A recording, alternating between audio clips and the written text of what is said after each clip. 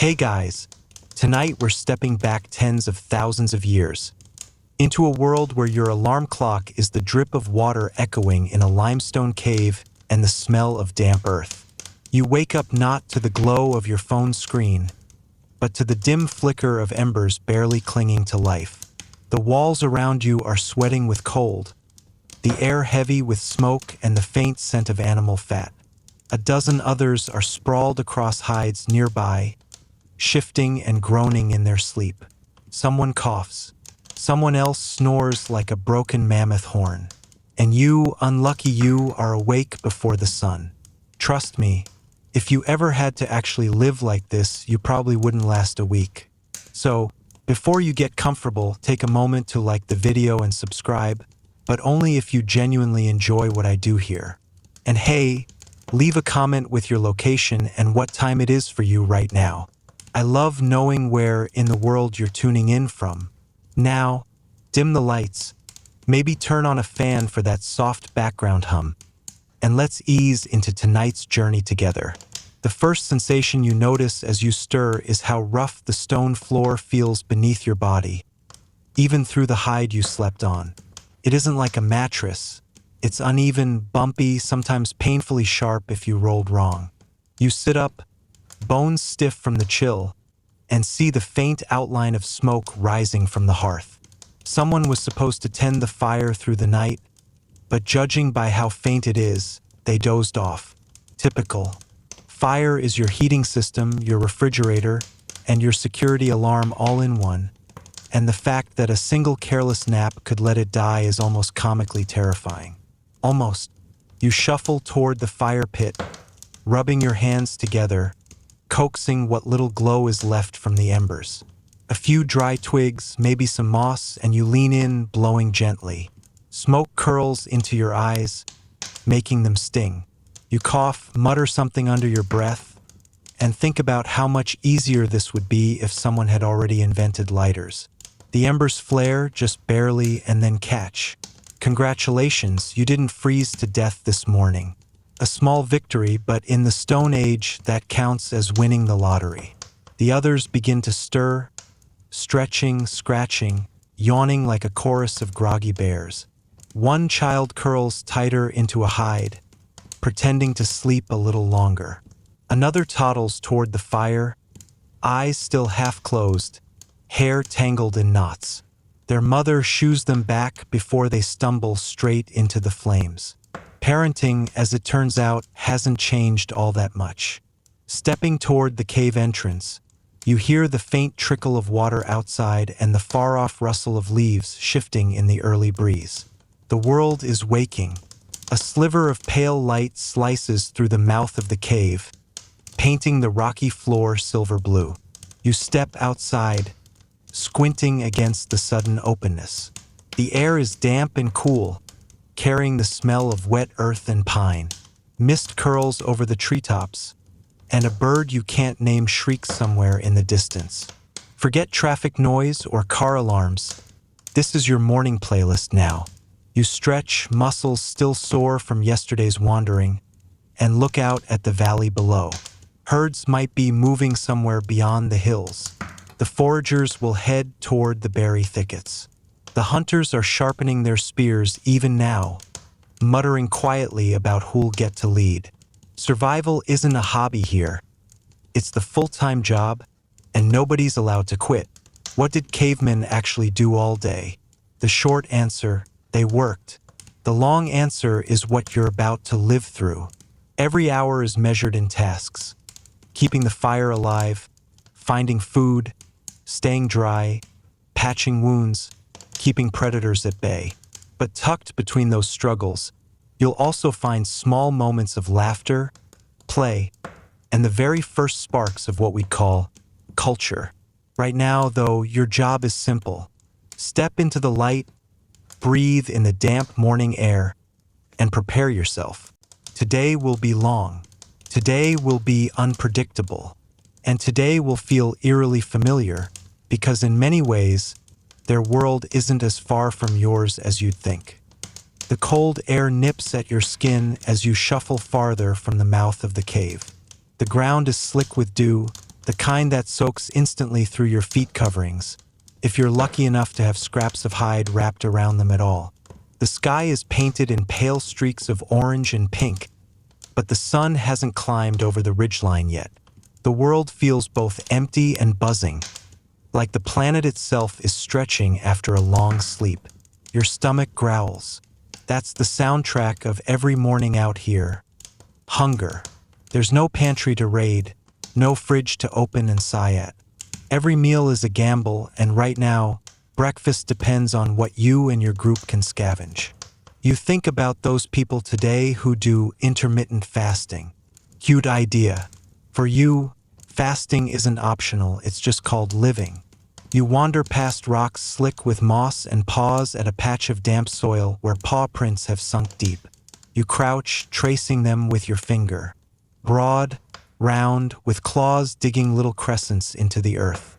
A bear, maybe, too fresh for comfort. You glance around, gripping the smooth stone lodged into your palm. It's not much, but it's what you have. One bear could undo your entire little community, and the thought hangs over you like the mist clinging to the trees.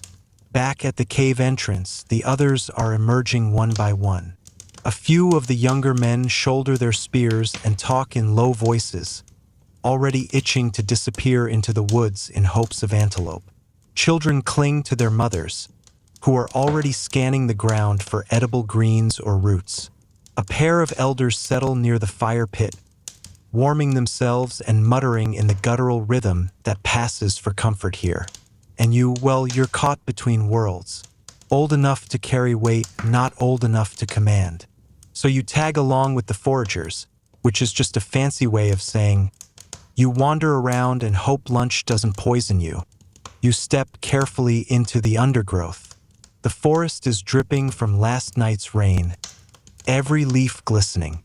The air is thick with the smell of wet bark and crushed plants underfoot. Birds chatter overhead, their songs sharp and sudden, like gossip you're not invited into. Somewhere distant, water gurgles, and you make a mental note. That stream might be your best chance at both hydration and spotting tracks. But First Light has another ritual, one that feels almost sacred. Relieving yourself. Don't laugh, it's true. Every member of the group has their spot, and you trudge toward yours, muttering as you sweat gnats away. Modern plumbing? A dream from the far future. Here, it's squatting in damp grass, praying no predator sneaks up on you mid-act. Honestly, if time travel tourists existed, that would be the one moment they'd regret. By the time you rejoin the group, someone has found a bush with small red berries. A small debate breaks out. Are they safe? Did anyone eat these last season? Nobody remembers clearly. One brave soul pops a few into their mouth, chews slowly, waits. You all watch, wide-eyed, like an audience at a suspense movie. After a few minutes, no convulsions, no foaming at the mouth, so everyone grabs a handful. Breakfast is served. Delicious? Not really, but at least you don't die. As the sun climbs higher, the forest reveals more clues about its secrets. Scratches up a tree trunk, maybe a big cat sharpening claws. Broken branches along a narrow trail, maybe a herd of deer passed through.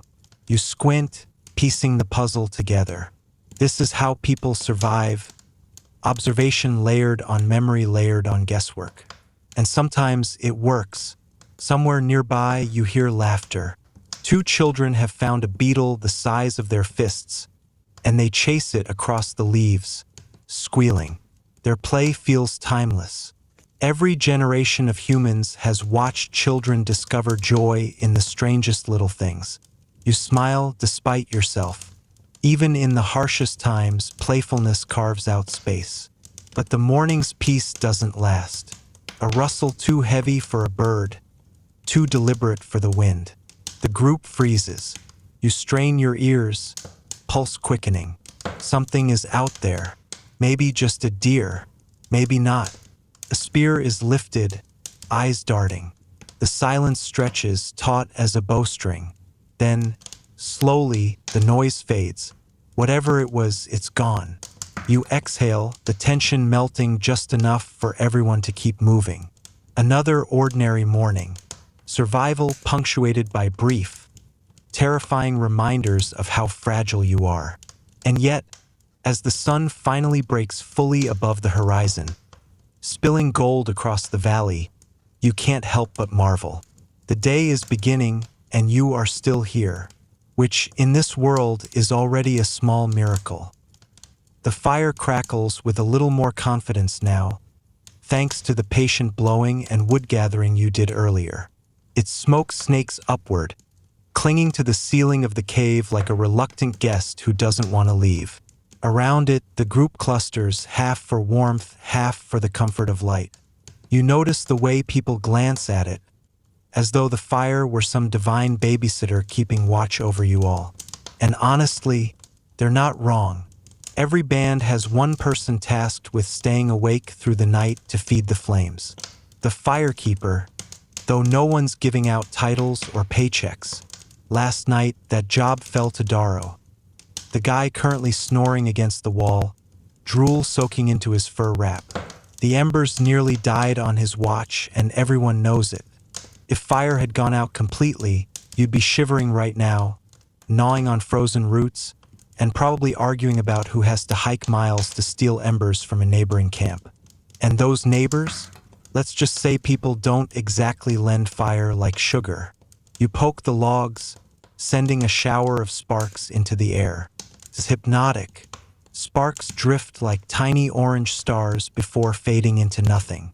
For a second, you wonder if this is how humans first started imagining constellations, watching fire fragment into pieces, trying to see patterns before they vanish. The fire pops loudly, startling a child, who jumps back and then laughs nervously. You smirk. Fire entertains as much as it sustains. Someone tosses a bone into the flames, leftover from yesterday's less-than-successful meal. The marrow had been sucked out, but still, the crackling and hissing sound draws attention. The smell of char lingers. It makes your stomach clench again. Hunger doesn't politely wait until dinner time here. You chew on a scrap of dried root tucked into your satchel. Tastes like bitter dirt, but at least it's something. A few of the older folks begin mumbling about the last great storm, how the fire had gone out completely and they spent 2 nights in near darkness, wolves circling just beyond. The memory makes everyone edge closer to the flames. In this world, fire isn't background noise. It's your Netflix, your thermostat, your antivirus software, all rolled into one. You crouch and add another branch. The warmth seeps into your hands, and you imagine what life would be without it. No cooked meat to kill parasites. No light to paint on cave walls. No barrier against the chill that seeps in like an uninvited ghost. Honestly, without fire, you're basically just tall, nervous apes hoping for the best. Still, not everyone appreciates the responsibility. Darrow wakes up finally, blinking, and tries to act like nothing happened. He mumbles something about the wood being damp. Everyone side-eyes him, but no one says much. Keeping harmony matters more than starting fights, especially when you share a roof of stone with the guy. But you make a mental note. Next time it's your turn to keep the fire, you're not messing it up. And here's the funny thing, historians still debate exactly how early people controlled fire. Was it lightning strikes? Volcanic embers? Did someone just bang rocks long enough until sparks happened? The truth is, we don't fully know. But what we do know is that once humans had it, they clung to it desperately, guarding it the way you guard your Wi-Fi password today. The flames rise, licking the blackened stone above, and for the moment, there's comfort. You sit back, let the heat soak into your tired bones, and think, this little blaze is the heart of your world. Lose it, and everything unravels. Keep it alive, and maybe, just maybe, you'll see another sunrise. The morning has settled into that rhythm you're starting to recognize. The fire breathing steady, the cave buzzing with soft chatter, and the quiet urgency of people preparing for another uncertain day. You watch as one of the hunters kneels near the mouth of the cave, a flat stone balanced on his knee. In his hands, he cradles a smaller flake of flint. The sound of stone grinding against stone is sharp, almost metallic, echoing through the cavern like a primitive alarm clock. It's tool time.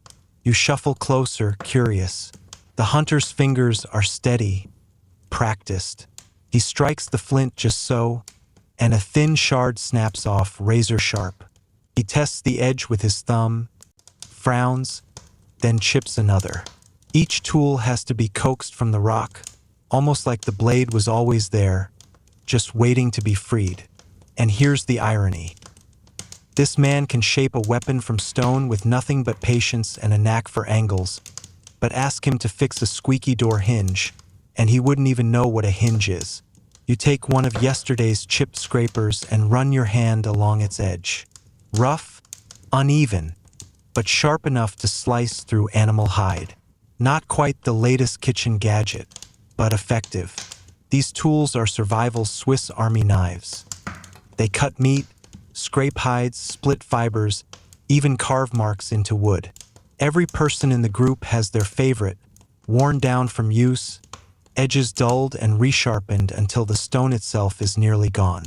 A younger boy sits nearby trying to copy the hunter. He strikes at the rock too hard, and the flint shatters, spraying chips across the ground. He yelps as one nicks his palm. Blood beads up, bright against the dirt. His mother rushes over, hissing at him for being careless, while the hunter just shakes his head and mutters something that sounds suspiciously like, "Kids these days." Funny how that sentiment never ages. You help gather the shards, noticing how even the broken pieces are still useful. Tiny razors that could scrape bark or slice plant fibers. Nothing goes to waste here, not even accidents. A pile of discarded flakes grows near the wall, glinting faintly in the firelight. It looks like chaos, but in truth, it's an inventory of human persistence. One woman unwraps a bundle of sinew and dried grass, fiddling with them as she eyes the sharpened stones. She's binding a stone point to a wooden shaft, twisting the sinew tight until it creaks. The first spears were little more than sharpened sticks, but with a stone tip, they become something else. An invention that changes your odds against the beasts out there. Watching her, you realize you're looking at innovation in action, the quiet revolution of survival. And here's the bit most people don't know. Not every tool was purely for hunting or fighting. Some were for carving wood into shapes, grinding plants, or even decorating bone and shell. Archaeologists have dug up carved beads from thousands of years ago, proof that even in the middle of survival mode, humans still found time for a little flair. Call it the prehistoric version of accessorizing. You glance back at your own tool, feeling its weight. It's crude, but it links you to countless generations before and after. You imagine some far-off future where people sit in labs debating whether this exact piece of flint was for cutting meat or scraping hides. Meanwhile, you're just trying not to slice your fingers open before breakfast. The hunter finally sets his finished blade aside, satisfied. It gleams faintly, promising usefulness, maybe even victory.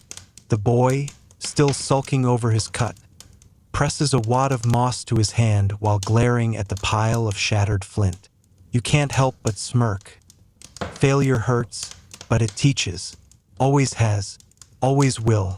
Around you, the cave hums with quiet purpose. Tools being chipped, spears being bound, hides being scraped. No grand speeches, no strategy meetings. Just people doing what they must, their world held together by stone edges and patience. And as you watch the sparks fly from the next strike of flint, you realize the day hasn't even begun in earnest, and already survival has left its mark on your hands. By now, the cave feels restless. People have sharpened tools, rubbed the sleep from their eyes, and glanced nervously toward the forest beyond. The same question hovers unspoken in the smoky air. Where will today's food come from? You tug your hide tighter around your shoulders and step outside again. The morning mist is beginning to lift, revealing a valley speckled with shadowy trees and tangled undergrowth. It looks calm, almost inviting, until you remember everything out there wants to either bite you, trample you, or give you food poisoning. The foraging group gathers first. It's mostly women, a couple of older children, and you tagging along because, let's face it, you're not ready to wrestle a wild boar with nothing but a stick. Each person carries a basket woven from reeds or branches, patched in places, sturdy enough to hold whatever the day offers. You sling yours over your shoulder, feeling it scratch against your skin. Not glamorous, but essential. Stepping into the forest, the ground squelches underfoot, damp from yesterday's storm. Sunlight filters in patches, striping the leaves gold and green. Every sound feels exaggerated. The snap of a twig under your heel, the shrill cry of a bird darting overhead, the distant rustle of something larger moving through the brush. You glance at your companions, but no one panics. They've learned that most rustles are harmless. Usually, you keep your eyes low, scanning for anything edible. Mushrooms sprout near fallen logs, their caps glistening. You crouch, sniff, hesitate. Some look familiar, others suspicious. The woman next to you shakes her head quickly, pulling you away. Good call. One wrong mushroom, and you'll be clutching your stomach until the world fades to black. Foraging isn't a hobby here. It's a daily game of Russian roulette with plants. A little farther, someone spots a patch of tuber plants. Excitement sparks as you dig carefully with a stick, pulling up knobby roots coated in damp soil. They smell earthy, promising, but again, are they safe? An elder squats down, squints at the roots, and nods slowly. Relief. Into the baskets they go. You can almost imagine them roasted over tonight's fire, bland but filling. And then the berries appear, bright clusters of red, glistening like jewels in the morning light. They look irresistible, but everyone hesitates. Memory is tricky. Were these the sweet kind you ate last summer, or the bitter ones that made two people sick? The group debates quietly, until one woman plucks a few and pops them in her mouth. Everyone waits. She chews, swallows, tilts her head thoughtfully. No gagging, no gasping. She smiles faintly, shrugs, and takes another. The group breathes out in unison, then begins plucking handfuls. Breakfast or maybe dessert. But foraging isn't just about food. As you push through the brush, you notice claw marks gouged deep into a tree trunk. Fresh. The grooves are wide, too wide for a deer. A predator marked this territory. You glance around, your grip tightening on the crude stone scraper tucked at your belt. The forest suddenly feels less welcoming, shadows heavier. Still, no one turns back. Hunger wins over fear, as it always does. Along the way, you spot something stranger. A patch of plants with leaves chewed to ragged stubs. Nearby, fresh droppings glisten. Deer, maybe, or something bigger. The hunters will want to know. You make a mental note, proud of yourself for spotting signs the way they do. Who knows, maybe one day you'll join their ranks. Hours blur as you wander, bending, digging, tasting cautiously, arguing quietly about which plants are safe. The baskets grow heavier, and your shoulders ache from carrying them.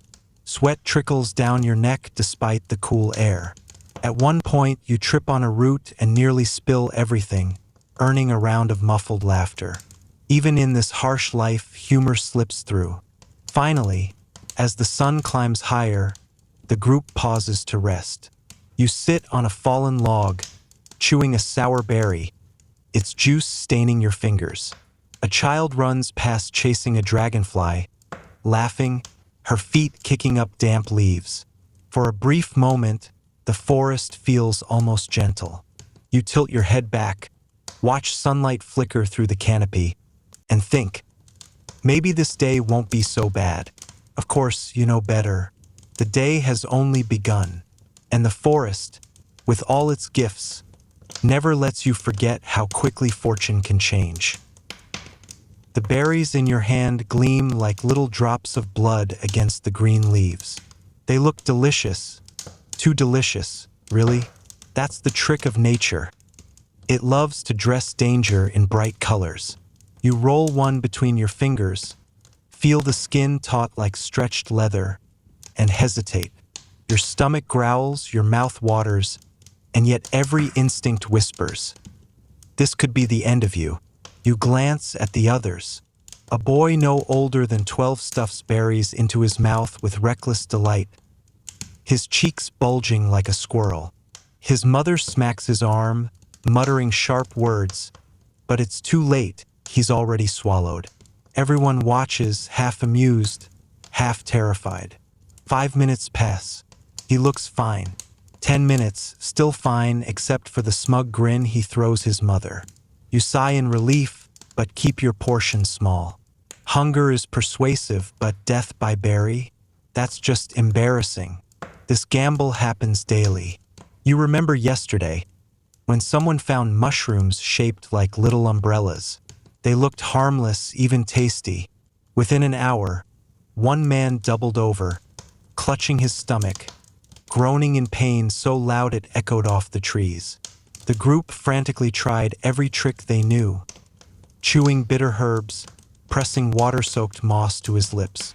He survived, barely.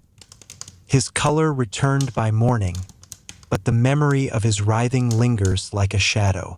It's a reminder that out here, food is medicine and poison both, depending on your guesswork. As you pluck more berries, you think about how modern people complain if their favorite cafe runs out of oat milk. Meanwhile, your ancestors here are basically contestants on a never-ending survival game show. The prize? Not dying before sunset. Still, berries aren't just food, they're tools. The women in your group crush some into paste, smearing the red juice onto their lips and cheeks. A primitive kind of makeup. You chuckle quietly, because even now, when survival hangs by a thread, humans still crave beauty. Maybe it's not just about looking nice. Maybe it's a way of signaling health, vitality. Proof that you're worth keeping around in a world where every pair of strong hands matters. Nearby, a girl dares another child to eat a sour green berry. He grimaces the moment he bites down, spitting it onto the dirt, face contorted as the others burst into laughter. The sound carries like a brief festival in the woods. Joy, small as it is, survives even among stone and shadow. But danger lurks. A sudden rustle overhead, and a crow swoops down, wings slapping the air, stealing a berry straight from the basket. The group startles, then bursts into chuckles. Even the birds gamble, someone jokes. You grin, but your eyes scan the tree line again, uneasy. The crow is harmless, but if the sound of laughter draws bigger ears, you grip your scraper tighter. Historians still debate just how much of prehistoric diets came from plants versus meat. Some argue most calories were gathered, not hunted. Others insist big game hunts were the defining feast. Truth is, you realize while chewing another handful of tart berries, the line between gathering and gambling was blurrier than anyone wants to admit. After a while, the baskets fill. Roots, berries, a handful of nuts cracked from their shells. Not a feast, but enough to stretch stomachs for another night. You sling yours back over your shoulder, heavier now, cutting into your skin. The forest hums with life as you start the trek back, your thoughts flickering between gratitude and the uneasy knowledge that tomorrow, you'll have to do this all again. And as you lick the juice from your fingers, sweet and sharp, you can't help but smile at the absurdity. Out here, you risk everything for a snack the size of your thumbnail. Modern life may have its problems, but at least you don't have to play berry roulette before breakfast. The foragers are already drifting back toward the cave, baskets heavy with roots and berries. when you notice the hunters preparing to peel away. They move with a quiet kind of focus, each one clutching a spear, its stone tip bound tight with sinew. The spears aren't polished or balanced. They're clumsy, uneven things, but in practiced hands, they're deadly enough. You trail after them for a moment, curiosity pulling at you. The hunters don't speak much. They exchange nods, glance at the tree-line, and melt into the forest like shadows. It feels ceremonial, almost sacred. While the foragers gamble with plants, the hunters gamble with their lives. One of them, a broad-shouldered man with a scar slicing across his cheek, pauses to tighten his grip on his spear. He catches your eye and smirks, as if to say, "Don't worry, we'll be back with something better than berries." You don't know if he's reassuring you or himself. The group fans out, moving silently across the damp earth. Every step is deliberate, rolling on the balls of their feet, avoiding branches that might snap. You follow at a distance, watching the choreography. It strikes you that this is less like a casual stroll and more like a live-action strategy game. Except here, the stakes are whether or not you eat meat tonight. They stop suddenly, kneeling. One hunter presses his palm into the mud, tracing the edges of a hoof print. Fresh. The air feels charged, as if the forest itself is holding its breath. Another points to broken branches leading deeper into the thicket. A trail. You feel your pulse quicken, though you're not the one hunting. There's a thrill in the chase that transcends time. Even now, in your modern body, you can sense it, the part of your brain wired for pursuit, for cooperation, for that delicious rush of risk. These men are about to step into that ancient dance. Predator and prey, locked together in the quiet theater of the woods. But reality doesn't care for your romanticism. The hunters stalk forward, crouched low, eyes sharp. Minutes stretch like hours. Then a rustle. A deer bursts from the brush, muscles rippling, eyes wide. The hunters explode into motion. Spears arc through the air, slicing the silence. One clatters against a tree, another thuds harmlessly into the earth. The deer bounds away, vanishing like smoke. Silence again. Heavy breathing. Frustrated mutters. You can feel the disappointment hanging thick. Hunting isn't the glorious feast delivery system people imagine.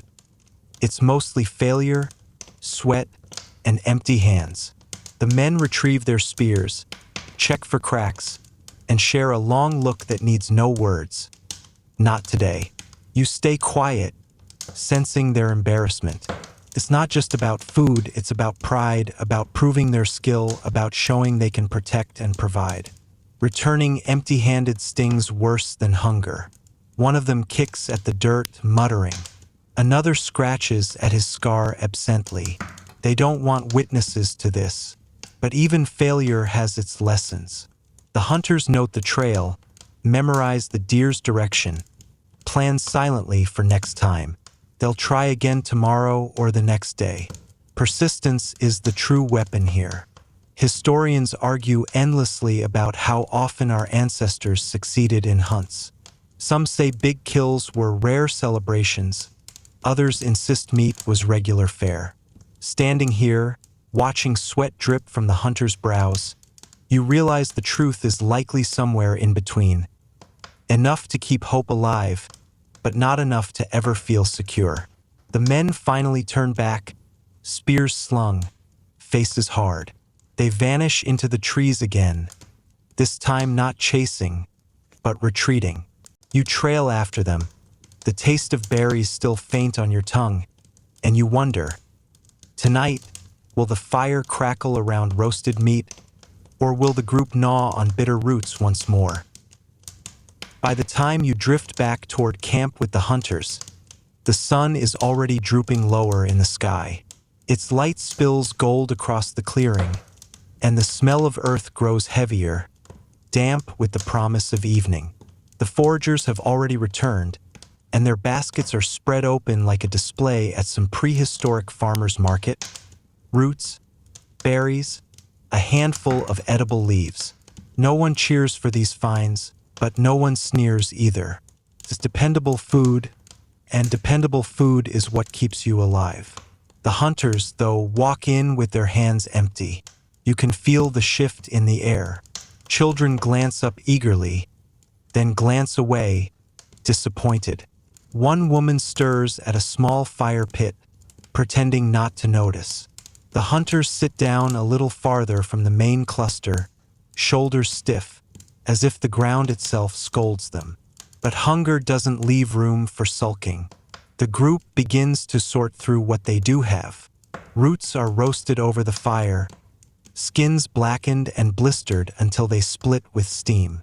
Berries are mashed into a paste with flat stones, their juice-staining hands red like cheap lipstick. Leaves are wrapped in damp clay and buried near the embers to soften. It's not glamorous, but then again, neither are most weeknight dinners in your time.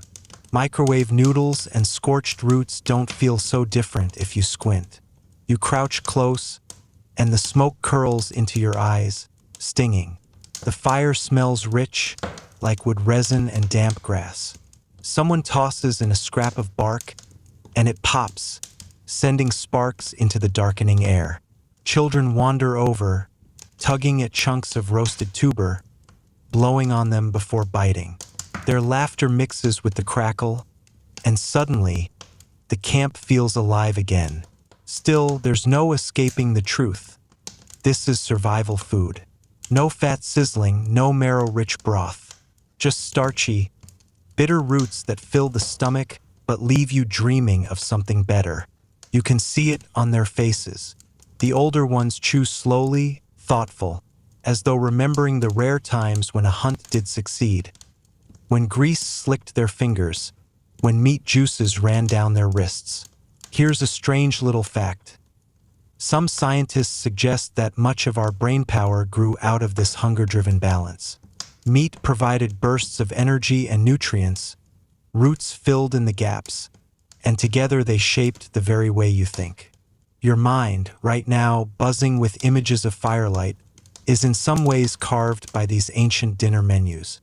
As the meal goes on, a few scraps are set aside deliberately. You notice this immediately because the pile is pitiful, barely a mouthful. These are for later, tucked away, insurance against tomorrow's unknown. The act feels oddly familiar, like your own habit of keeping emergency snacks hidden in a drawer. Same instinct, different century. The hunters eventually join the circle, chewing with less enthusiasm than the rest. They don't need to say it aloud.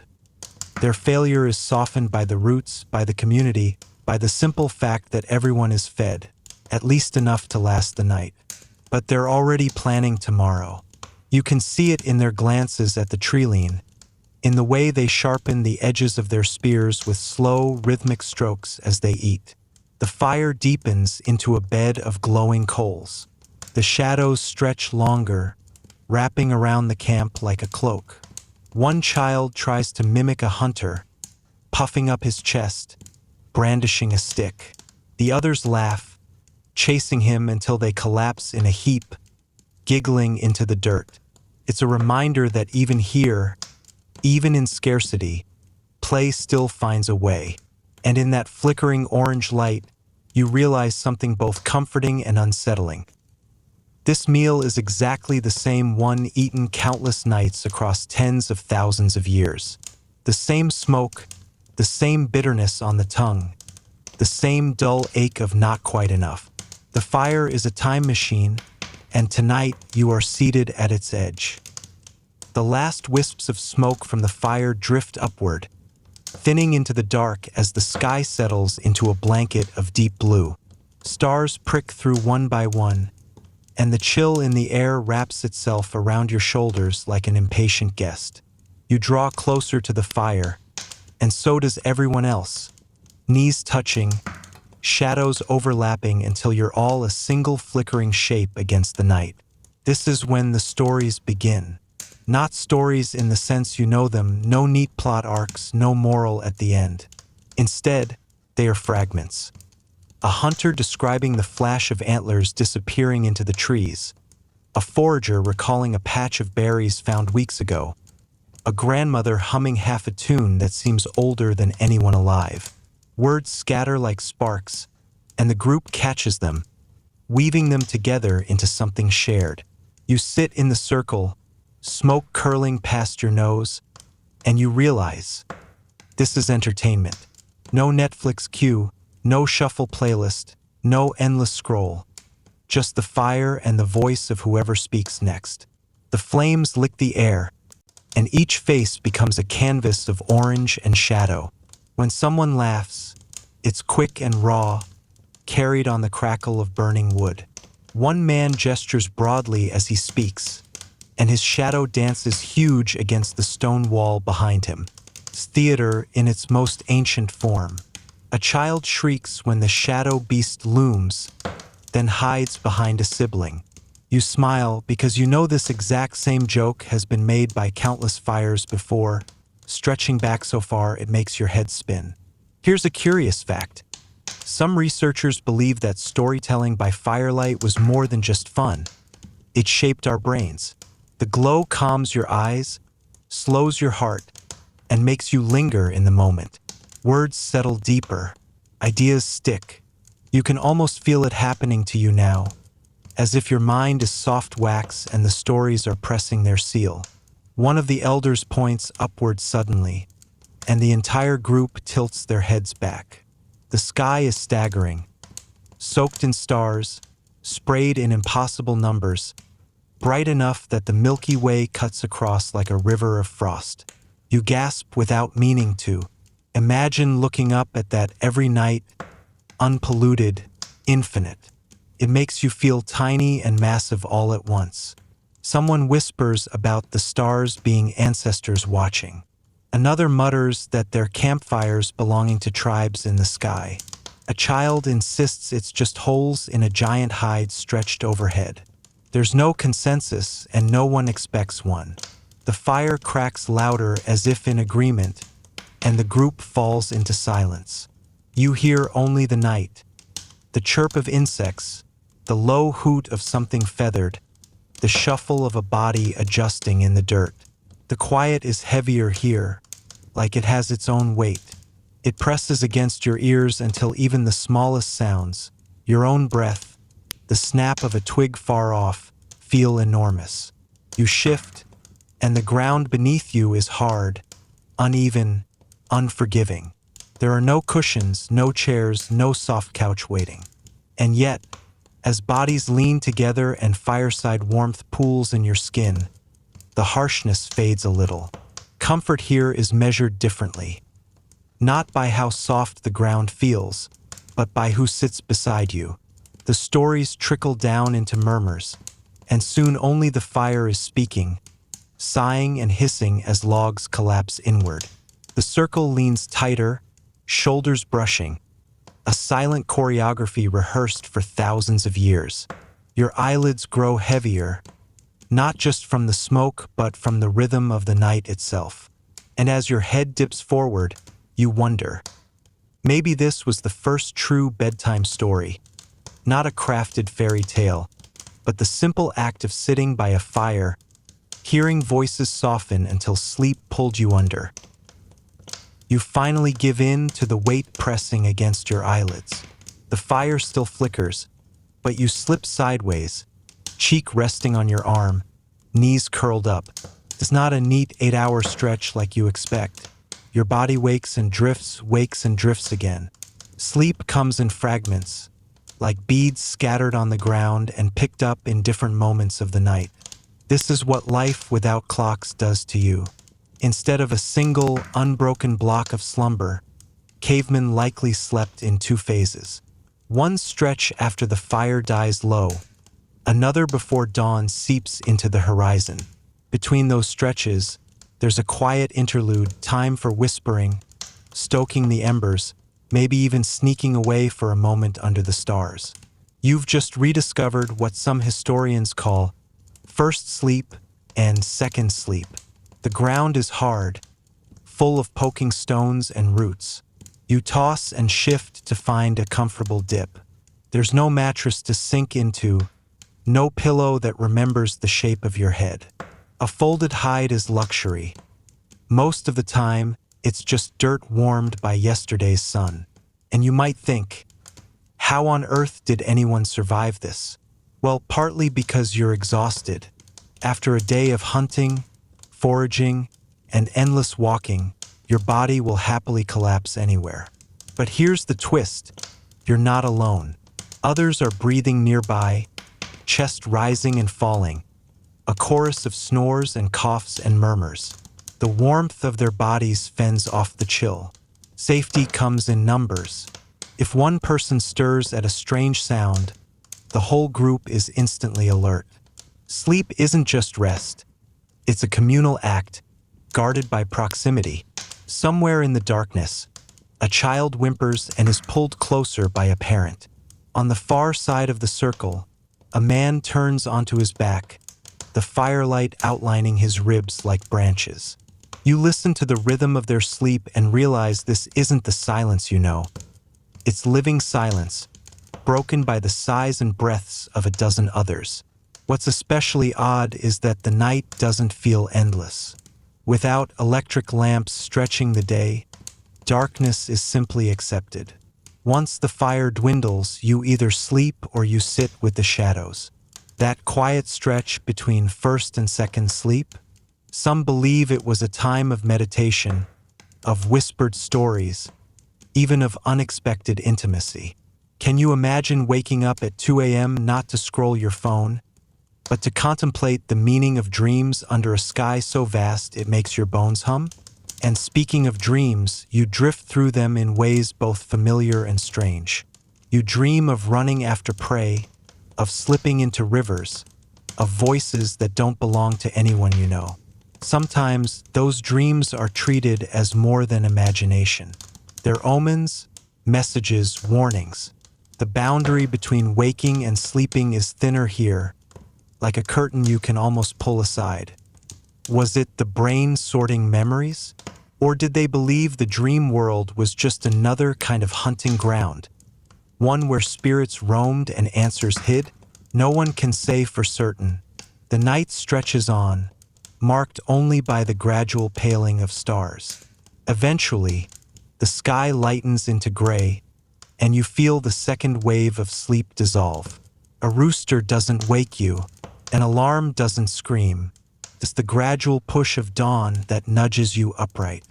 You rub your eyes, stiff from the ground, but alive, tethered to the rhythm of the earth instead of the ticking of a machine. You rise with the others, shake off the dirt, and stamp the chill out of your feet. Sleep hasn't been luxurious, but it's been enough. You blink at the early light and realize this cycle has repeated for countless generations, a chain of mornings linked back into prehistory. Your stomach wakes up before the rest of you. It growls like some rude animal squatting inside your belly, demanding to be fed.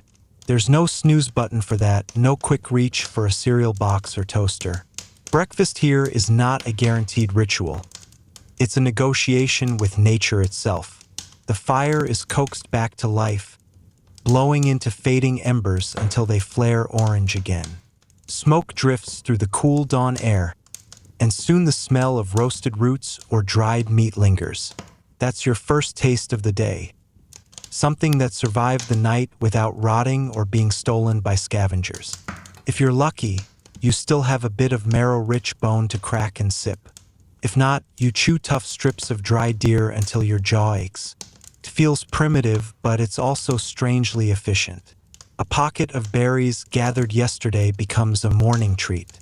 Nuts, if you were wise enough to stash them, crunch in your teeth. You even consider honey, though stealing it from bees is an adventure best saved for later. And yes, you imagine it. Waking up with nothing but a bee sting swollen on your face, your breakfast plan ruined. That's Monday morning in caveman terms. But breakfast isn't just about food. It's about survival strategy. The group eats in small circles, sharing what little they have. There's no etiquette, no forks or napkins, only hands tearing, passing, gnawing. And the remarkable part? Even children know what plants to avoid, what roots need roasting to be safe, and which leaves to spit out if they taste wrong. Knowledge is passed not with recipe cards, but by necessity. One mistake, one toxic berry, and you learn the hard way. Here's a strange fact. Some scientists suggest that early humans may have deliberately eaten clay or charcoal in tiny amounts. Why? To neutralize toxins from plants they weren't quite sure about. Picture that. Breakfast with a side of dirt, and not because you lost a bet. The dawn hum builds. Someone sharpens a stone tool while gnawing a bone. Someone else checks the traps set yesterday. Maybe a rabbit, maybe just an empty snare chewed through by escape. You lick your fingers and realize breakfast is less about fullness, more about readiness. Enough fuel to push you into the day's long hunt, the day's wandering steps. You also notice how communal it is. There's no private breakfast nook or quiet kitchen moment with coffee. Everything happens out in the open, everyone visible in the circle of smoke and morning light. Sharing isn't a virtue here, it's survival. Hoarding food invites suspicion, resentment, maybe even exile. And if you're thinking, but I love my secret snack drawer, well, here that would get you kicked into the cold. Some argue the idea of fixed meals, breakfast, lunch, dinner, didn't exist at all until agriculture gave us predictable surpluses. In your case, morning food is simply the first chance you get to chew something. It might be before dawn or halfway to noon. The labels don't matter. By the time the sun rises higher, the group begins to shift. Children scamper, chasing each other between trees. Adults start preparing for the hunt, checking weapons and tools. The simple act of eating, of cracking nuts, tearing meat, sucking marrow, transforms into momentum. You're no longer sleepy. You're fueled, restless, ready. You rub your fingers on your hide tunic, the grease staining darker patches. You taste ash still lingering from roasted roots. This is breakfast, and it's raw and uneven, but it's also alive. And just as your stomach begins to feel satisfied, you see the hunters gathering. Spears glint in the rising sun. Bows are strung, bodies tense with expectation. This is the moment you realize breakfast was just the opening act. The real story of the day is about to begin. The hunt begins not with charging, but with silence. You feel the air thicken as the group moves away from the camp, each footstep calculated, each breath quieter than your normal chatter. Breakfast has been digested just enough to keep you sharp, and now every sense stretches outward, tuned to the rhythm of the wild. You grip a spear, long, heavier than it looks, tipped with stone painstakingly chipped days before. It's not just a tool, it's a promise that if you hold steady, you and your people will eat tonight.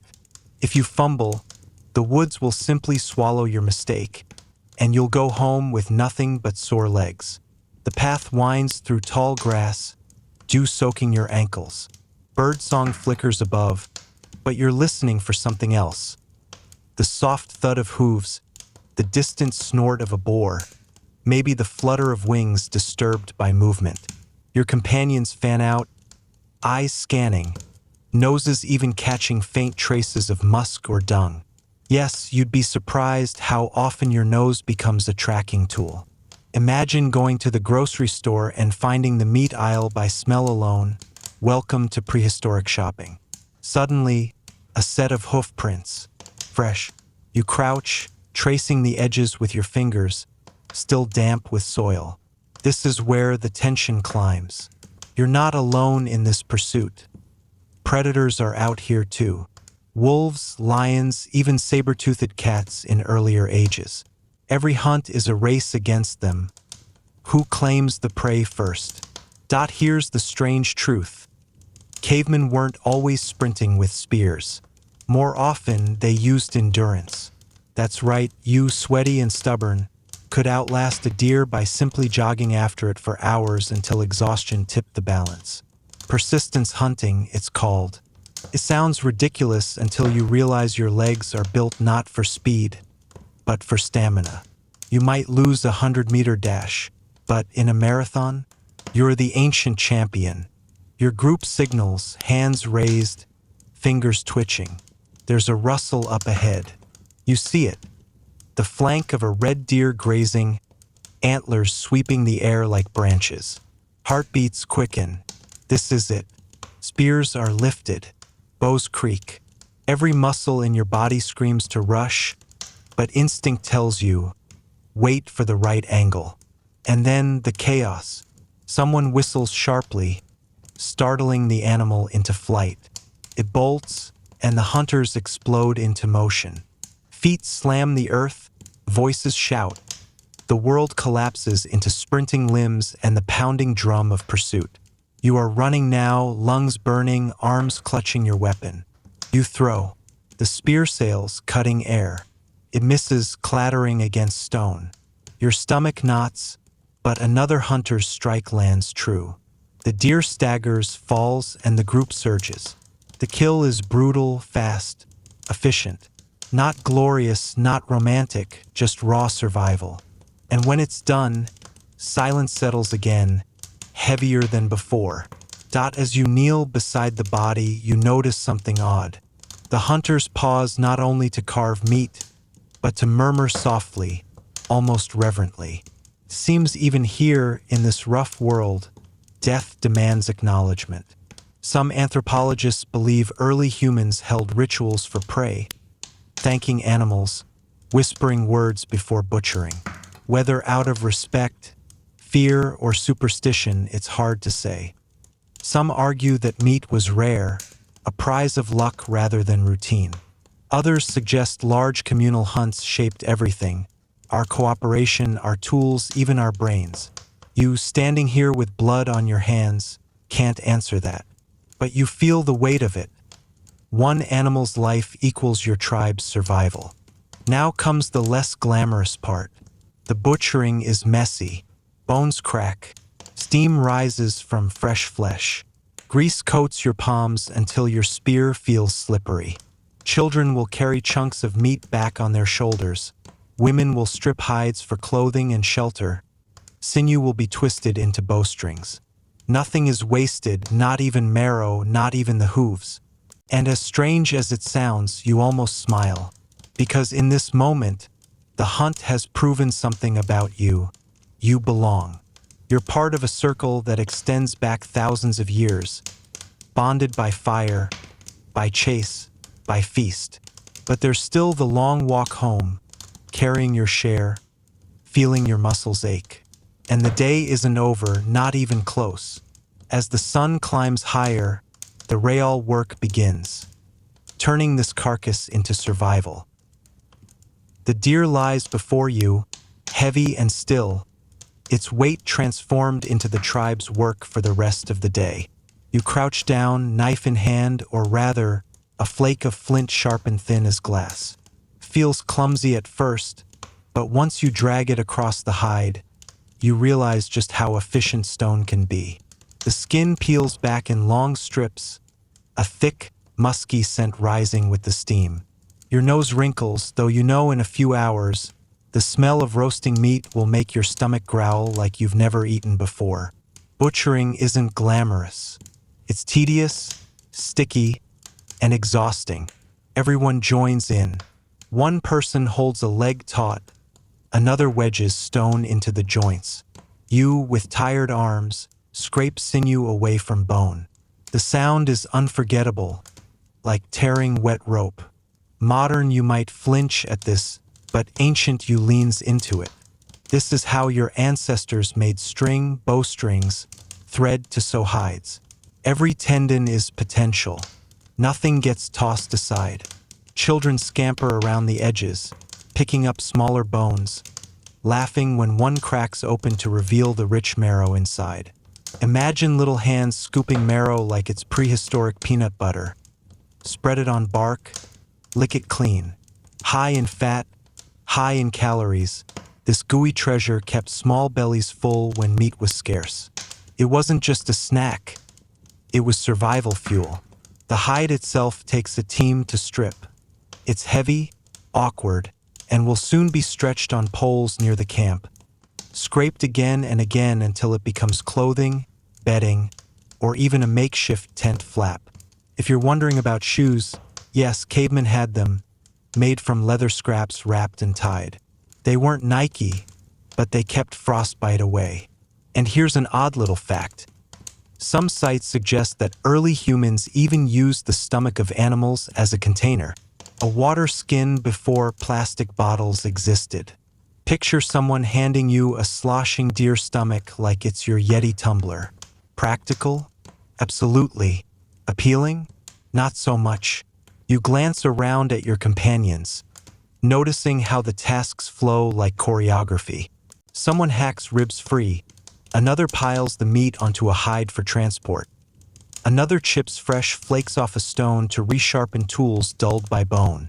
Even the chatter has rhythm, rising and falling like background music. These are the moments where you realize the tribe is more than a loose group. It's a machine, gears turning in sync, each piece vital. Some think cavemen simply gorged until the food spoiled, living feast to famine. Others argue they experimented, drying strips into jerky-like slabs, hanging them above smoky fires to ward off insects.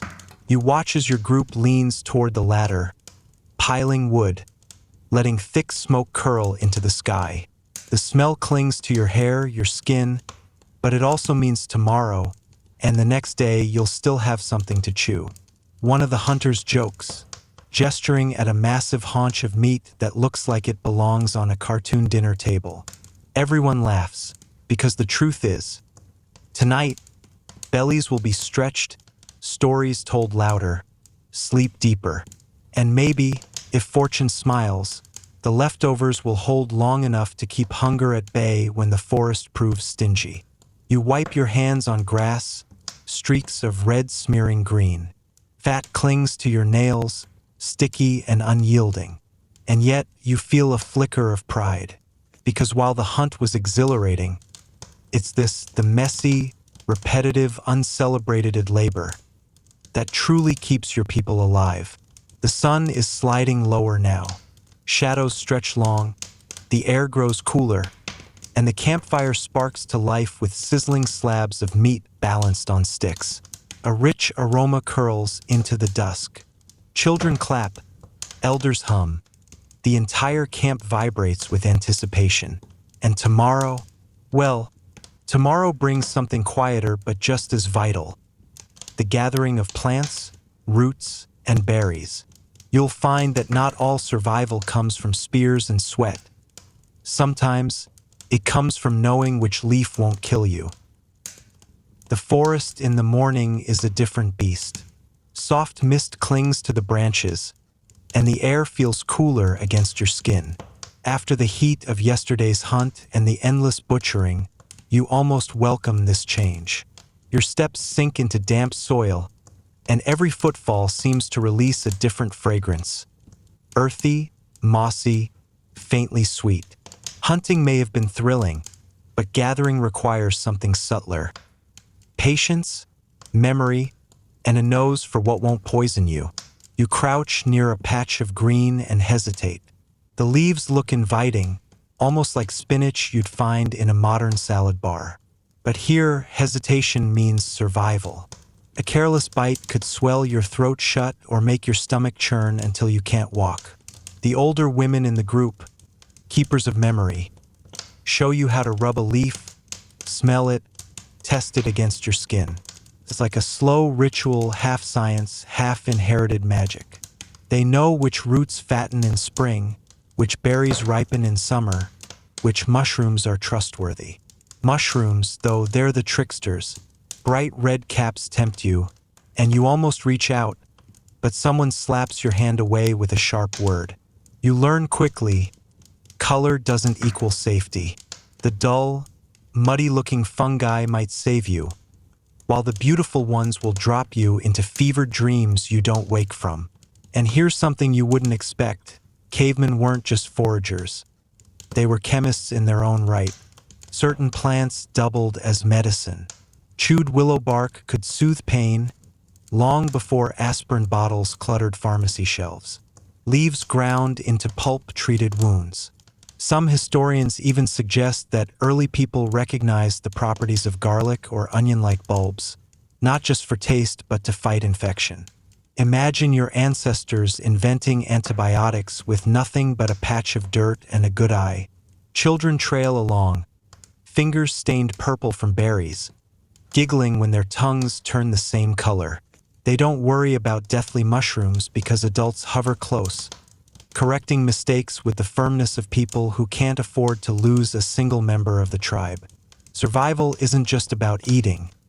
It's about teaching, passing down which plants mean life and which mean death. There's a rhythm to this too. Just like hunting, gathering is communal. Some dig roots with sharpened sticks. Others carry woven baskets, primitive, yes, but surprisingly sturdy. Fibers from reeds or twisted grasses form nets to hold berries without crushing them. You marvel at the craftsmanship. It's not pottery yet, but it's the beginning of human ingenuity, containers that let you take more than two hands can carry. Some argue they leaned heavily on nuts and seeds, rich in calories and easy to store.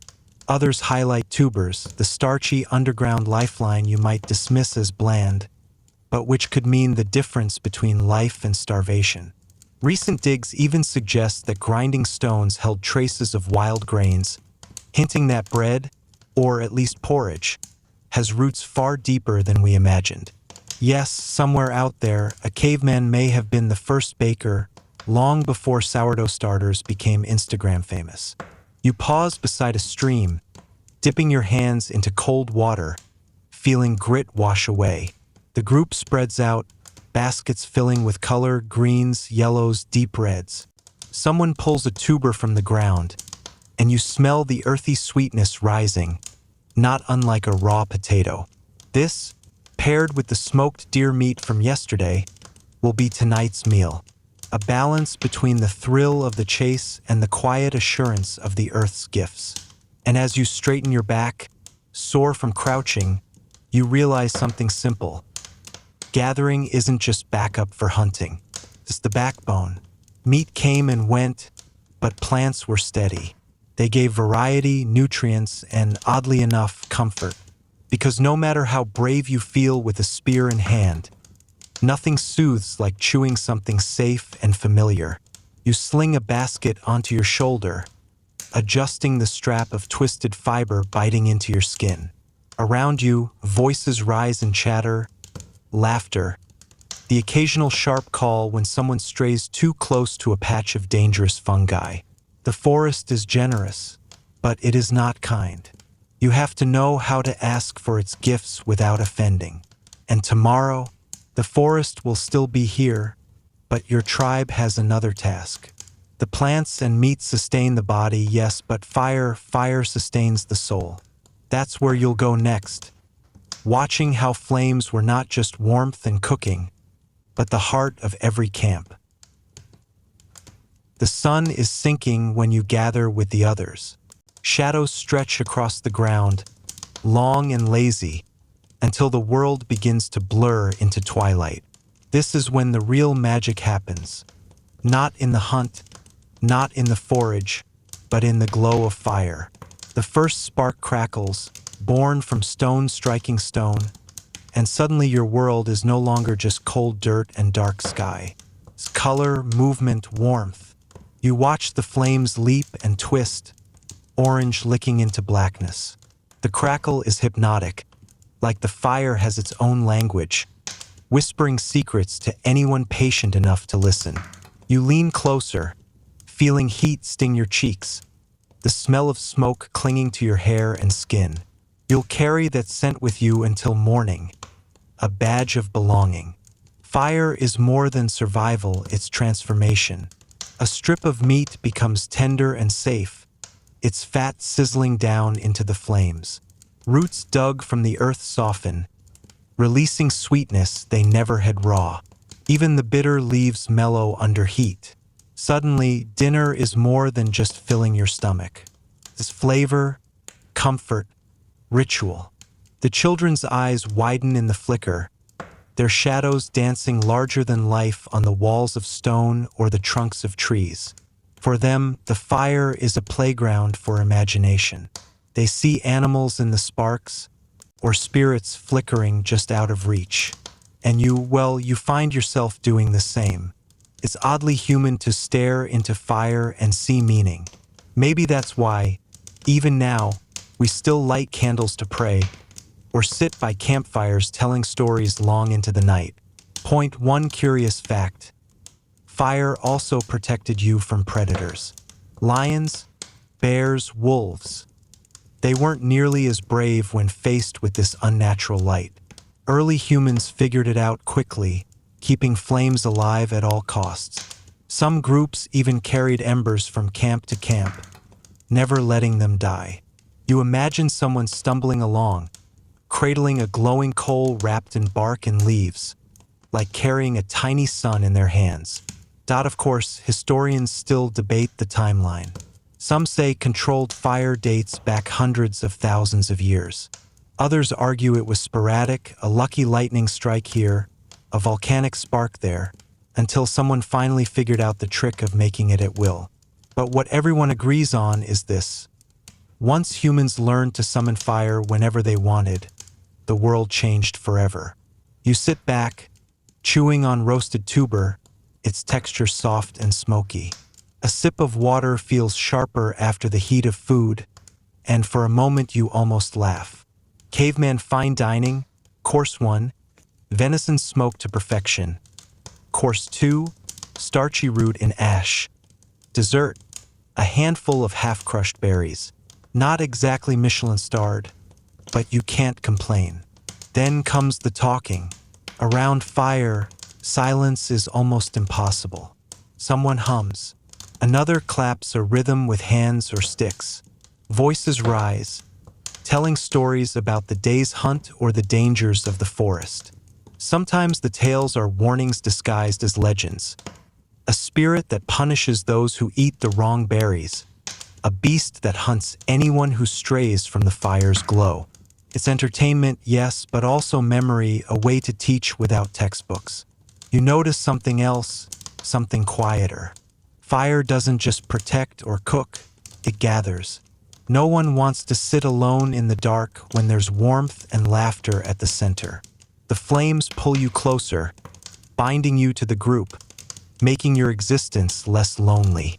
For a species built on connection, this might be fire's greatest gift.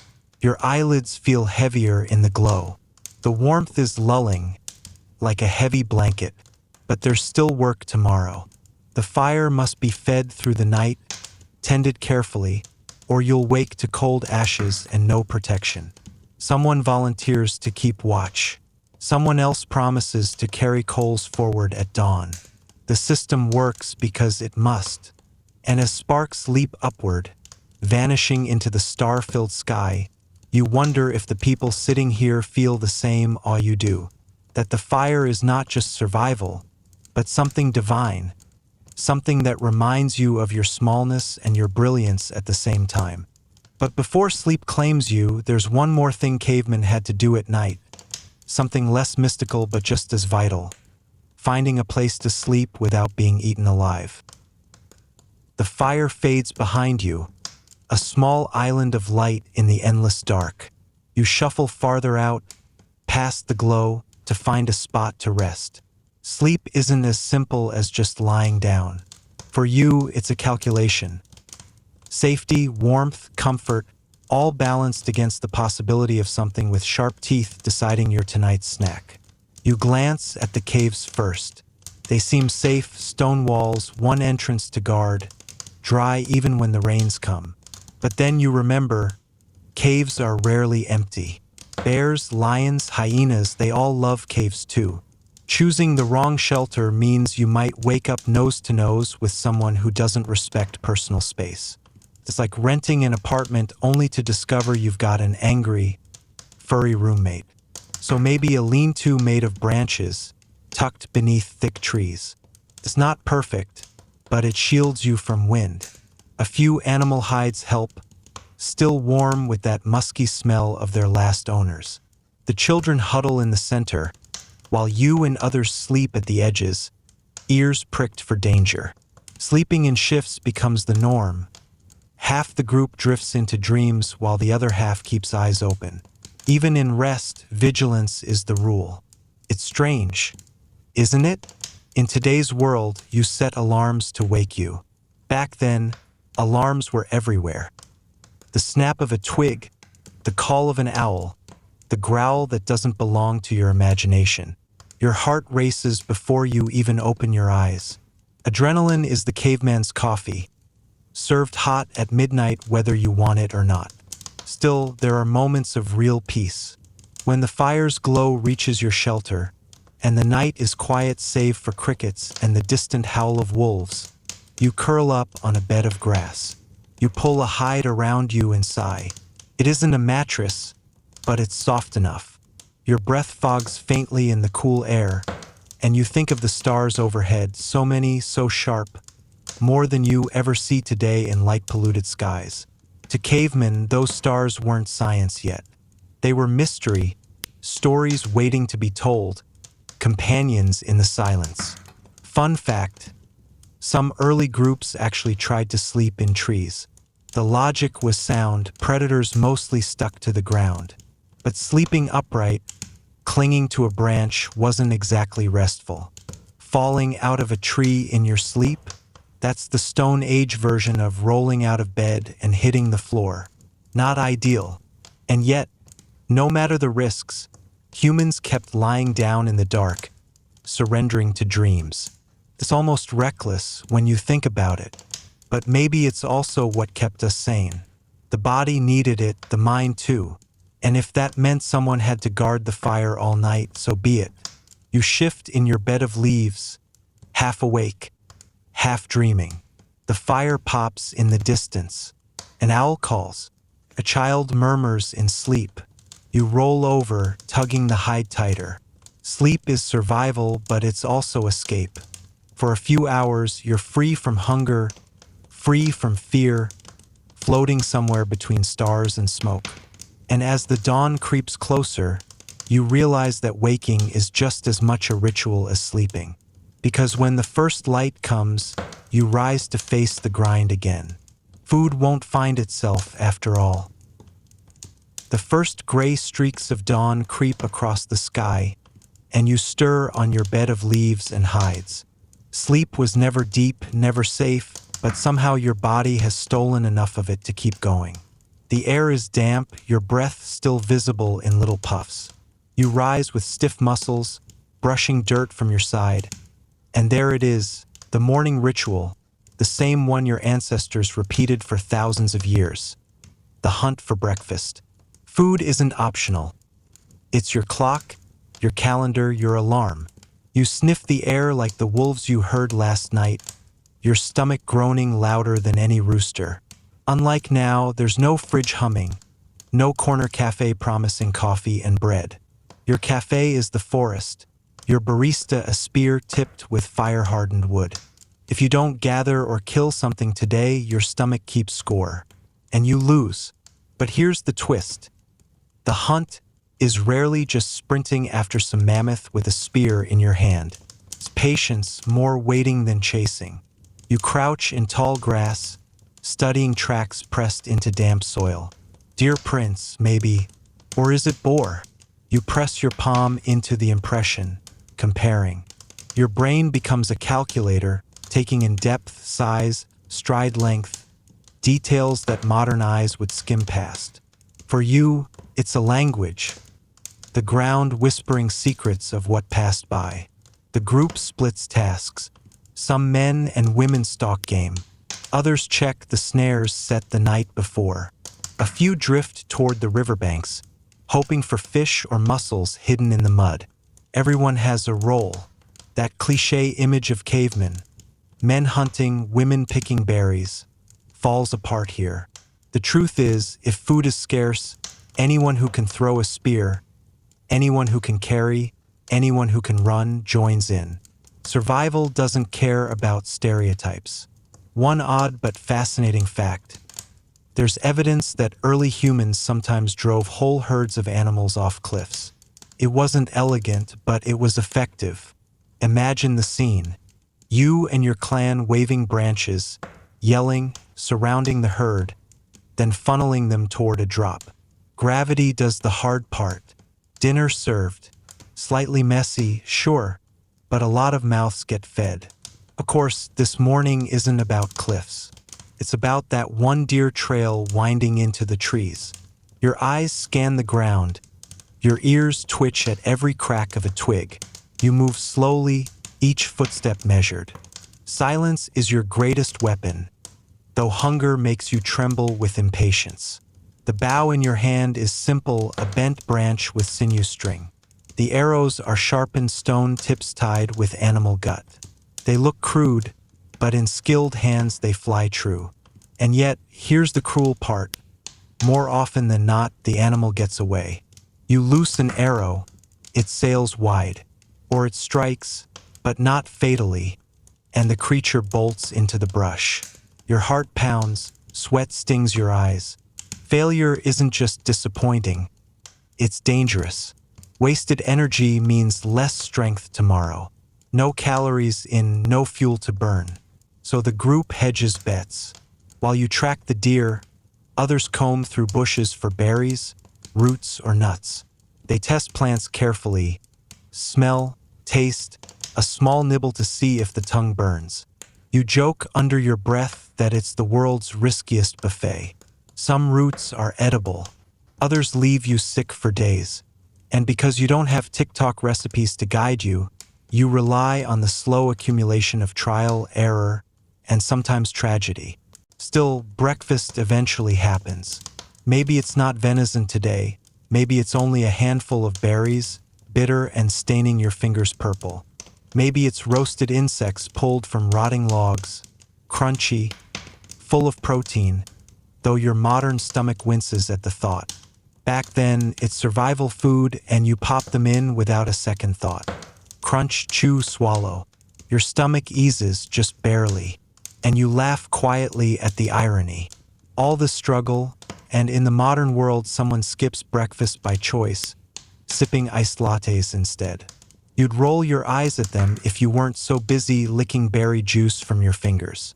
The sun climbs higher, warming your back as you chew slowly, saving every bite. You wipe your hands on your hide cloak, glance at the others, and feel that unspoken relief. You're alive another day, and your body has fuel to move forward. Still, by midday, hunger will be back. It always is. The sun climbs higher now, painting everything with a gold that feels harsher than it looks. Your belly is still hollow despite the berries, despite the handful of roasted insects, despite the trickle of water you scooped from a stream. Breakfast only bought you a sliver of time. Hunger is never fully gone.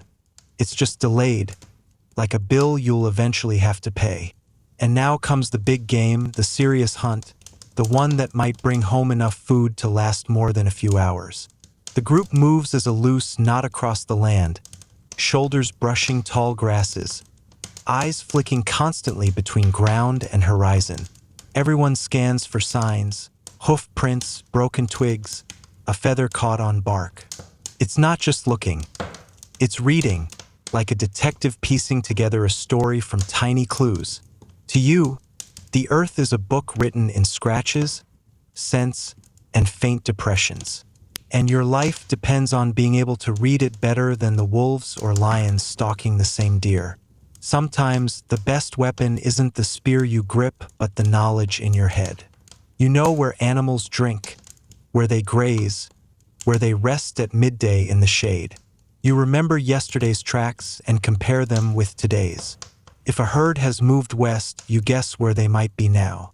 All of this, mapped silently in your skull. No apps, no GPS, no glowing arrow on a screen to tell you where to turn.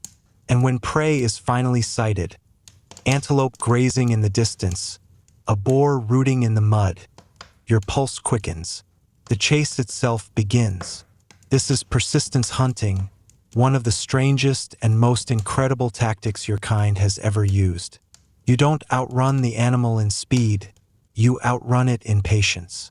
You jog steadily, tracking it over hours, sometimes a whole day, letting heat and exhaustion wear it down. Your lungs, your sweat glands, your two-legged stride, they become your weapons. The animal bursts away in frantic sprints, but you keep coming, steady as a shadow. In the end, it collapses, not pierced but exhausted, while you're still moving, still breathing. It's as much endurance test as it is a kill. But let's not romanticize too much. Most hunts don't end in glorious success. Sometimes the herd scatters.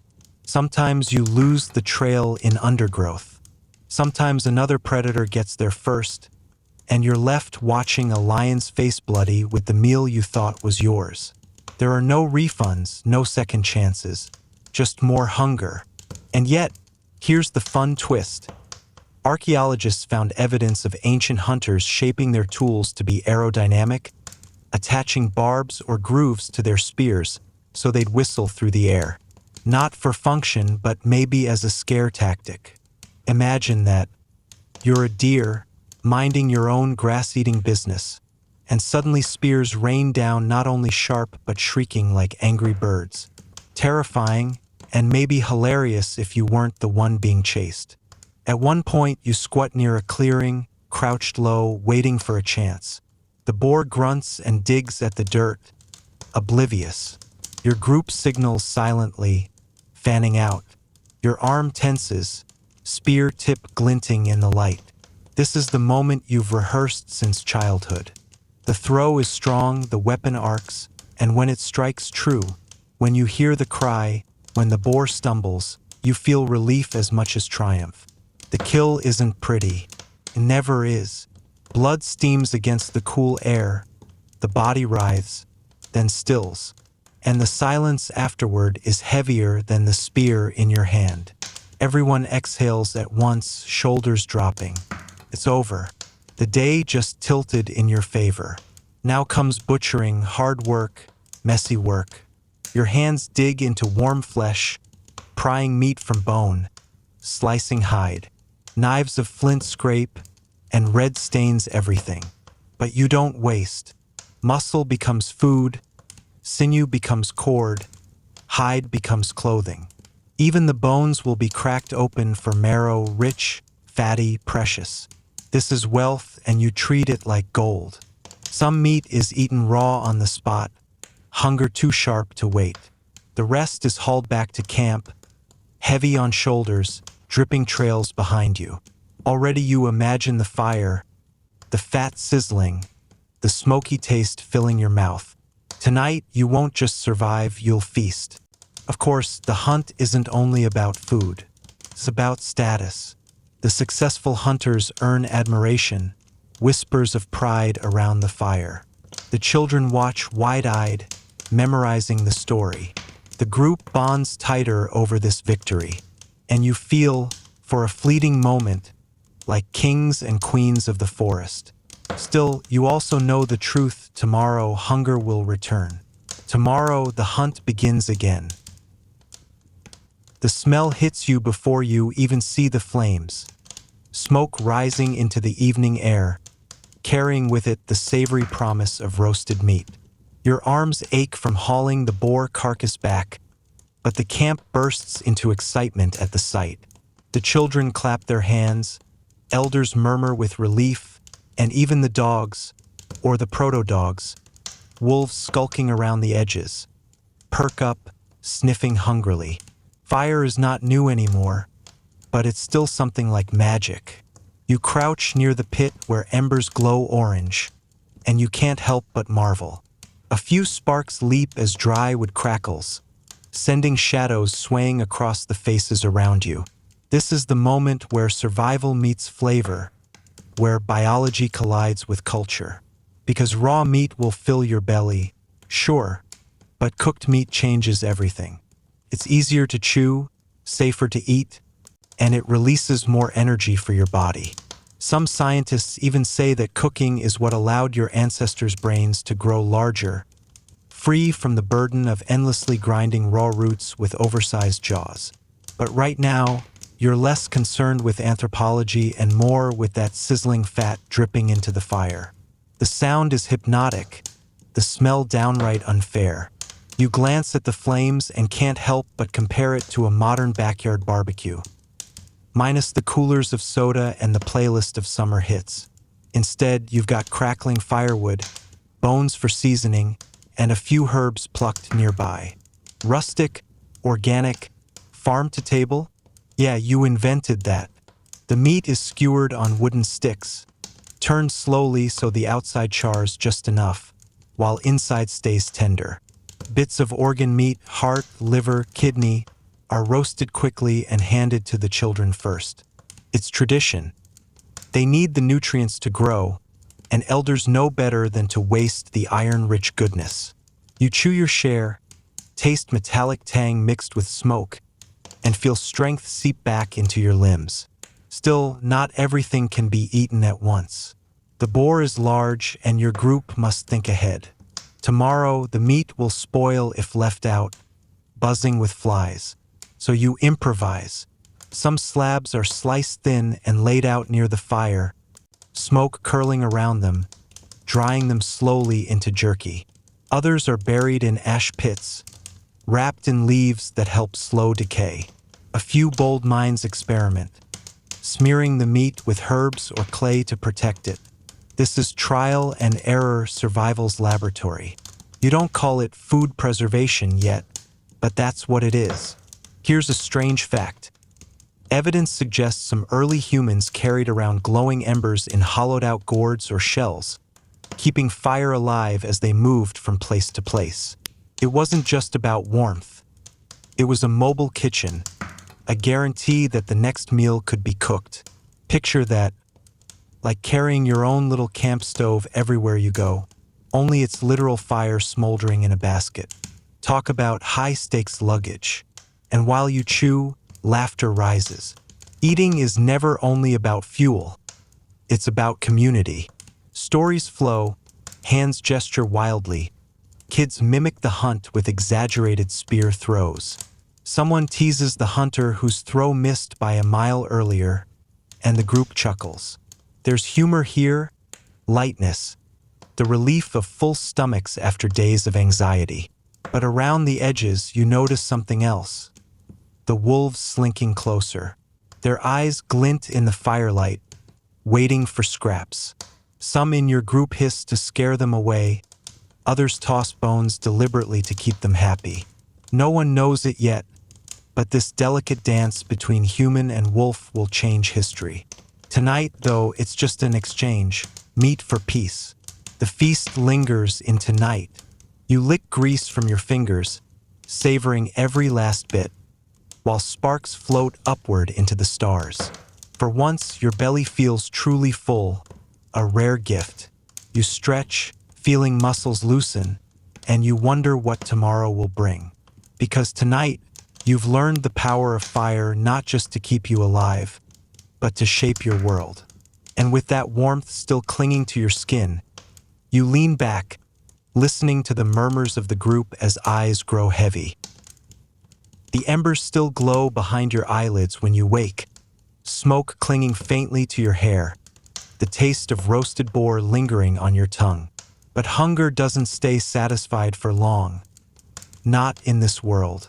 And hunger has a way of reminding you that hands alone are never enough. You need tools, so you pick up a stone. It's rough, uneven, but your thumb knows exactly where to press. You smack it against another, and with a sharp crack, a flake shears off thin, sharp, deadly. You've just made a blade. Not by accident anymore, but by design. Generations before you may have stumbled into it, but now it's an art form. And in your hands, this art keeps you alive. The air fills with the sound of clacking stones, rhythmic as a heartbeat. Everyone's working. Some knap flint into spear points, others grind bone into needles while children watch, learning by osmosis. You hold one flake up against the light and test the edge.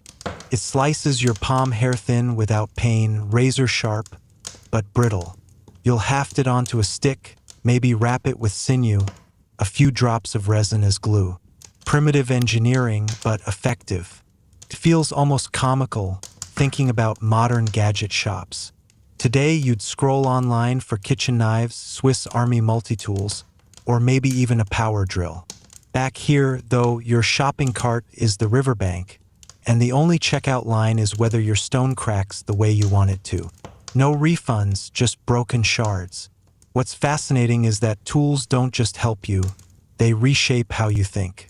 Your brain, once preoccupied with finding food, now begins planning ahead. A hammerstone is heavy, but it leads you to dream up sharper spearheads. A bone all means you can stitch hide tighter, so you think about clothing design. Each tool sparks a new way of seeing the world. That's the secret power. Technology isn't just physical, it's cognitive. Here's a fun but little-known twist. Not all tools were for killing or cooking. Some stones were smoothed into shapes that suggest ritual.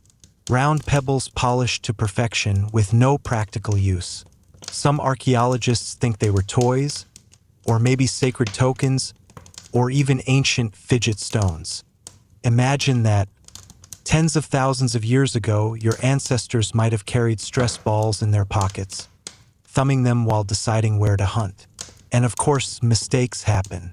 You chip a stone wrong, and instead of a clean flake, it explodes in dust. Someone snorts with laughter, tossing the failure aside. Another hunter grumbles because their spearhead keeps cracking in half. Trial and error is frustrating, but it's also bonding. The group learns together, fails together, and gets sharper literally and figuratively with every attempt. There's a whisper among historians, though. Did tools define humans, or did humans define tools? Some argue that without fire-hardened spears and flaked axes, you'd never have had the spare calories to think philosophically, to tell stories, to dream. Others say the imagination came first, that only a mind already playful and creative could have looked at a rock and thought, what if? The debate isn't settled, and maybe never will be. By the time the sun lifts higher, you're holding a small collection of fresh weapons and implements. Spear tips sharper than teeth, scrapers for hide, bone needles gleaming with promise. These are your survival kit, handmade and utterly irreplaceable. You slide one behind your belt of woven grass and feel a surge of pride. Tools aren't just objects anymore. They're extensions of you. And yet, as you glance around, you notice something even more subtle. Tools change social balance. The person with the best spear gets respect. The one who crafts the strongest needles is suddenly indispensable for clothing. Knowledge spreads, but expertise is prized. For the first time, you sense the stirrings of hierarchy, the idea that skill can lift someone above the rest.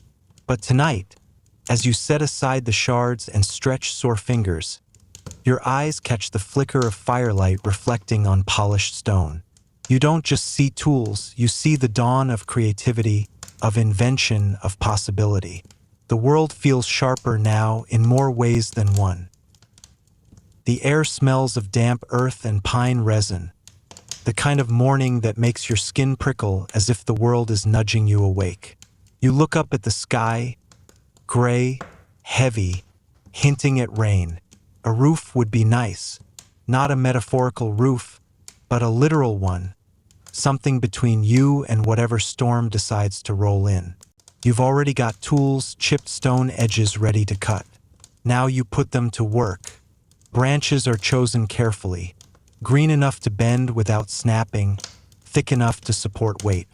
You drag them back in bundles, shoulders aching, your palms scratched with the marks of labor. The others join in, weaving sticks together, layering bark and leaves like shingles. Slowly, a frame emerges. Not a castle, but a cocoon. As you crawl inside, it smells like a forest bottled up and turned inward. Pine needles underfoot form a natural carpet, soft enough to sink your knees into. The walls creak and shift, but they hold. And in that fragile darkness, you realize something profound. This isn't just a shelter from rain. It's the first step toward home. You can't help but laugh, thinking about modern housing with mortgages, paint swatches, and open-concept floor plans. Here, the biggest design debate is whether to cover the gaps with moss or more bark. No real estate agent is hovering, just the occasional raven cackling from above like a sarcastic building inspector. And still, there's beauty here. Some shelters are simple lean-tos. Others, more ambitious, become circular huts with entrances facing away from the wind. In colder places, mammoth bones and tusks are dragged into a frame, then draped with hide. Picture it, walls of ivory gleaming in firelight. A palace by Paleolithic standards, even if your ceiling leaks occasionally. What you might not expect is how much these spaces affect community. A fire circle outside is shared, but inside your shelter, it's you, your family, your little private sphere. For the first time, boundaries exist. Privacy, intimacy, whispers that belong only to those huddled inside. You could almost call it the birth of architecture, though no one's drafting blueprints just yet. A curious fact: excavations show post holes, the ghostly rings where huts once stood. Sometimes they're clustered tight, almost touching, like a tiny village. Other times, spaced out, suggesting a people who liked their personal space. Historians still debate, were these shelters permanent or just seasonal stopovers? Did groups return year after year to the same spot, patching roofs and remembering where children once played? No one knows for certain. You test your handiwork with a sudden gust that rattles the walls.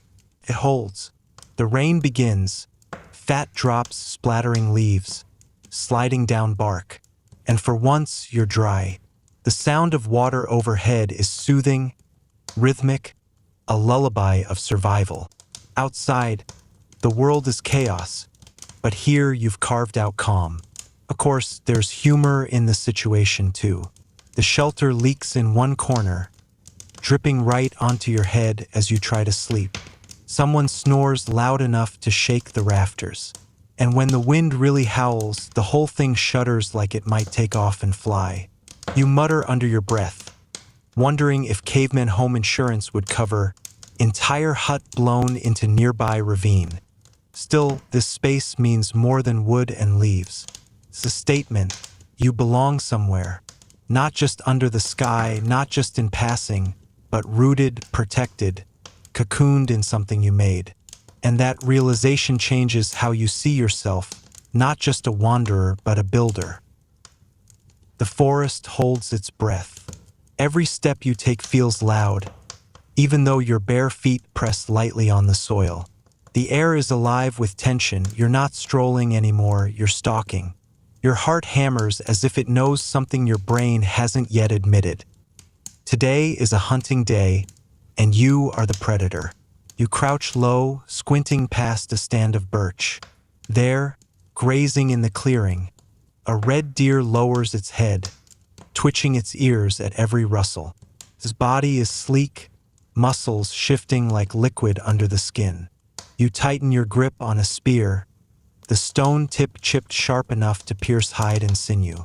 The haft smells of smoke and resin from when you hardened it over last night's fire.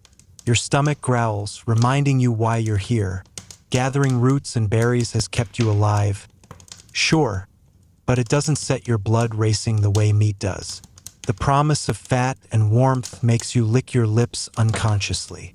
You remember the last time your group took down an animal.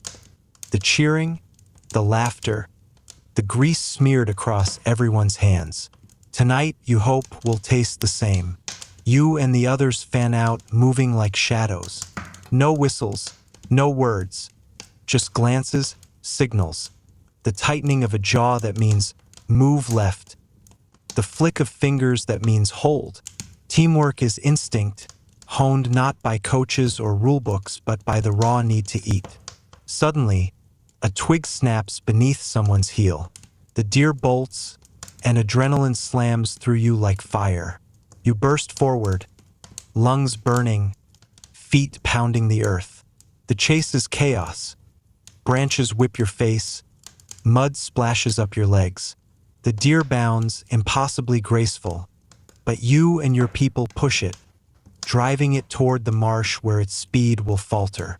This is where the real test begins. You hurl the spear, your whole body behind it, and for a split second, time slows. The weapon arcs through the air, whistling, and strikes. Not perfect, not fatal, but enough to wound. The deer stumbles, crashing into reeds, thrashing desperately. The others close in, and the final blow is struck. Silence falls, broken only by your own gasps for breath. You stand over the animal, awed and trembling. Its eyes are glassy now, the life gone. You feel both triumph and sorrow, a strange mix that hums in your chest. You whisper thanks under your breath, though you don't quite know to whom, the earth, the animal, or the sky itself. And then the joy breaks loose. Laughter, shouting, the slapping of shoulders. This is survival, and it tastes of victory. You picture the feast to come. Meat roasting over the fire, fat dripping onto the flames, smoke curling into the night. For a moment, the ache of hunger feels like it never existed. A strange fact slips into your mind, one archaeologists still puzzle over. Many cave paintings show animals pierced by spears, but the hunters themselves are drawn almost like stick figures. Tiny, fragile compared to the beasts they face. Were these pictures warnings, prayers, or reminders that no matter how strong you feel in victory, the animal spirit looms larger than your own? Historians still debate the meaning, and maybe they always will. Of course, there's humor here too. Someone trips mid-chase and lands face first in a patch of mud. Another hurls a spear so badly it nearly hits a tree behind him instead of the deer. The group roars with laughter, even as they wipe sweat and dirt from their brows. Hunting is deadly serious, but it's also clumsy, human, and sometimes ridiculous. By the time you sling chunks of meat across your shoulders, you're exhausted. The scent of blood clings to your skin. The weight digs into your back. But walking home with the others, you feel rich, not in coins or treasures, but in the heavy satisfaction of a hunt well done. The glow of fire greets you long before you reach the camp.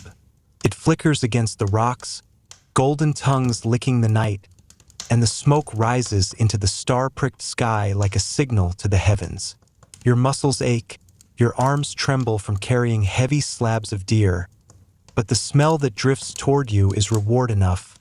Wood smoke, singed fat, the faint sweetness of pine resin crackling in the flames. When you step into the circle of firelight, the camp stirs. Faces light up with excitement as they see what you bring. Children dart forward, wide-eyed, reaching for meat until they're scolded back. The elders murmur blessings you half understand, old words twisted by age but heavy with reverence. The hunt was dangerous, yes, but the feast makes it worth every bruise and scratch. You set the meat down on a slab of stone, and the butchering begins. Sharp flakes of flint split hide from flesh, hands working quickly but carefully. Nothing is wasted, skin for clothing, sinew for binding, bone for tools. Even the marrow, rich and oily, will be sucked clean with eager lips. Efficiency isn't just survival here, it's a kind of respect. The roasting starts as soon as the first cuts are made. Skewers of green would pierce thick slabs of meat, held carefully over the fire so the fat drips and hisses, sending up sparks that dance like tiny spirits. The smell is intoxicating, heavy, primal. You find yourself leaning closer, stomach twisting with hunger, your mouth already watering. When the first pieces are ready, they're passed around, still steaming. You tear into the flesh with your teeth, the juices running hot down your chin. It's smoky, tender, salty from the sweat on your lips. Compared to roots and berries, this is ecstasy. You close your eyes as you chew, thinking that for once you're not just surviving, you're celebrating. And celebration is exactly what this night becomes. Voices rise in song, not polished melodies but raw chants that thrum with energy. The rhythm comes from hands slapping thighs, sticks striking hollow logs, bones clattering together. The children giggle as they try to join in, their shrill voices piercing the deeper tones. Someone begins a story, half-sung, half-spoken, of an ancestor who hunted a beast twice the size of any deer and lived to tell of it. You laugh not because you believe the story, but because you recognize the rhythm of it. Storytelling is almost as nourishing as meat. It feeds something different, something inside you that craves meaning. Around the fire, words weave into memory, memory into myth. Generations later, the same story may be told again, slightly warped, but still carrying the echo of tonight. There's a moment, too, when the laughter fades and the fire pops softly. An elder begins to hum, slow and low, a tune that feels older than the camp itself. The children grow quiet, heads tilting, eyes reflecting the flames. You feel your own chest loosen, the day's tension seeping away as the fire warms your skin. For a heartbeat, the world outside, the predators, the storms, the hunger, doesn't exist. There is only fire and faces and breath shared in the night. It's strange, isn't it? Archaeologists say firelight may have been the first true social glue. In the flicker of flame, people told stories, shared knowledge, taught children how to hunt and weave and dream. Without fire, maybe language itself wouldn't have blossomed. Some historians even argue that storytelling around fire gave birth to imagination itself. Others still debate whether song came before speech or whether rhythm was the bridge between the two. No one can be certain, but as you sit here, the theory feels right.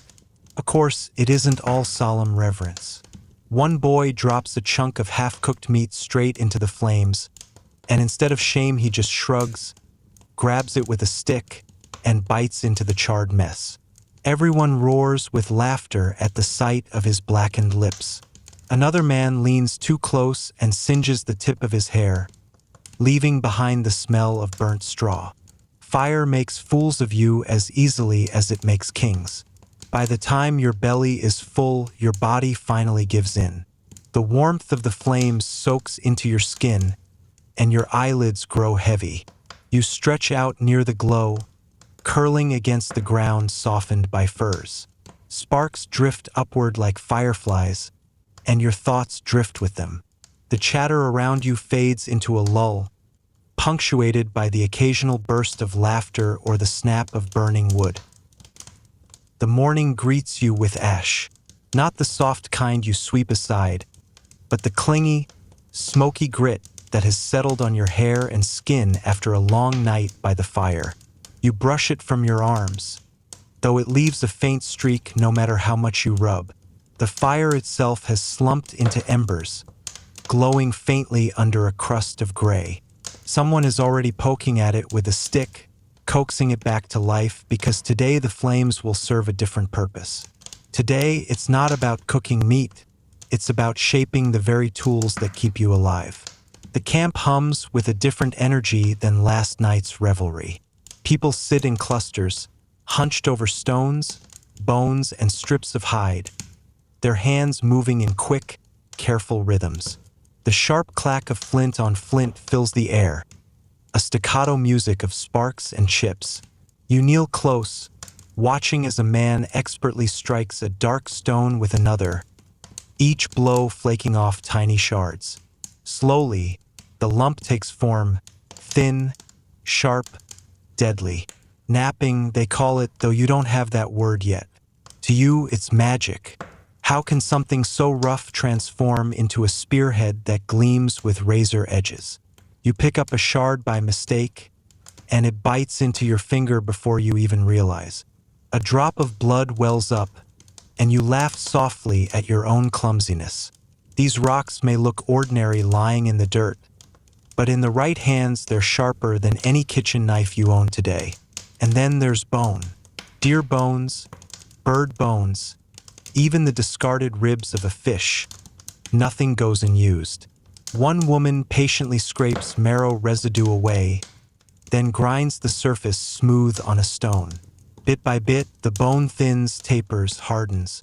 She's crafting needles so fine and sharp they could slip through hide without tearing it. Sewing may not sound heroic, but without stitches, no cloak would hold.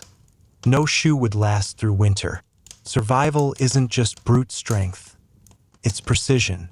Nearby, another group threads sinew through holes punched into leather. They tug the fibers taut, weaving skins together into makeshift pouches. These pouches will carry dried berries, flints, perhaps even charms. Someone laughs and shakes a little pouch stuffed with pebbles, pretending it's a rattle for the children. You realize that even now, there's play hidden inside necessity. But it's not all stone and bone. Some of the younger ones gather shells from a riverbank, threading them together on twisted grass cords. They rattle as they walk, not unlike jewelry you might see in a modern boutique. Ornamentation, it seems, is as old as hunger. Why wear shells when you need shoes? Why carve spirals into a piece of antler instead of leaving it plain? Some historians argue it's vanity. Others say it's communication, symbols of status, clan, or love. The truth? Probably both. Humans have always liked to show off. Even cavemen needed a little sparkle. One man, older than most, sits by the fire holding a stone to the flame. You watch him carefully because fire can transform stone in ways you barely understand. Heat cracks it, reshapes it, sometimes even strengthens it. There's risk, of course. Apply too much heat and the stone shatters.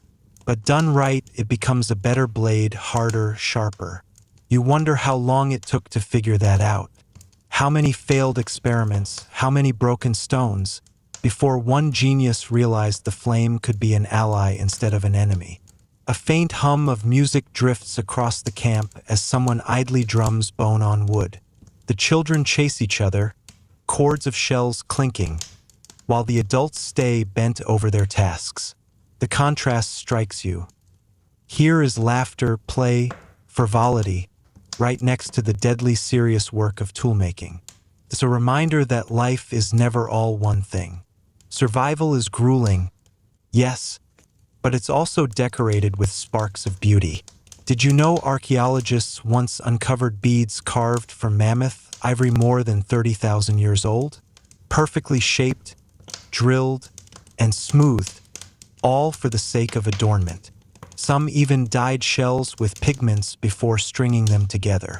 The effort is astounding. It tells you that these weren't just rugged survivors. They were artists, designers, dreamers. They wanted to be remembered not just for eating, but for creating. And yet, even here in this moment, debates ripple across time. Some scholars argue that beads and ornaments were trade items, used to signal wealth or status. Others believe they were talismans, protective charms against spirits.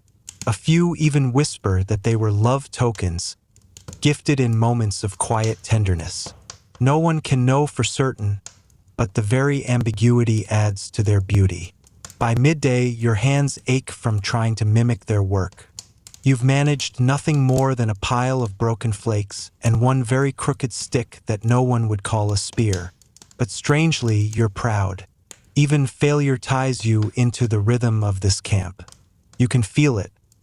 The knowledge, passed from hand to hand, generation to generation, like a hidden thread stitched through time. And as the sun dips low again, the tools and ornaments are gathered. The spearheads are mounted, the needles tucked away, the beads worn proudly around necks. Work and art blur into the same thing, as if survival and beauty were never meant to be separated. The cave breathes cool air as you step inside. Outside, the world is fading into twilight, but here the darkness is absolute. Thick, heavy, swallowing. Your eyes strain, and then you see it. The faint glow of fire carried on torches, flickering against the rough stone walls. Shadows leap and stretch, bending the stone into shapes that almost look alive. And then you notice the paintings. A horse, its body outlined in bold black, chest tinted with rust-red pigment. A bison, massive and shaggy, so lifelike you half expect it to grunt and snort. Hands, human hands, pressed flat against the rock, ringed in ochre like ghostly signatures left by someone who stood here tens of thousands of years before you. You lean closer. The pigments come from the earth itself, crushed minerals, powdered charcoal, ochre mixed with animal fat or spit.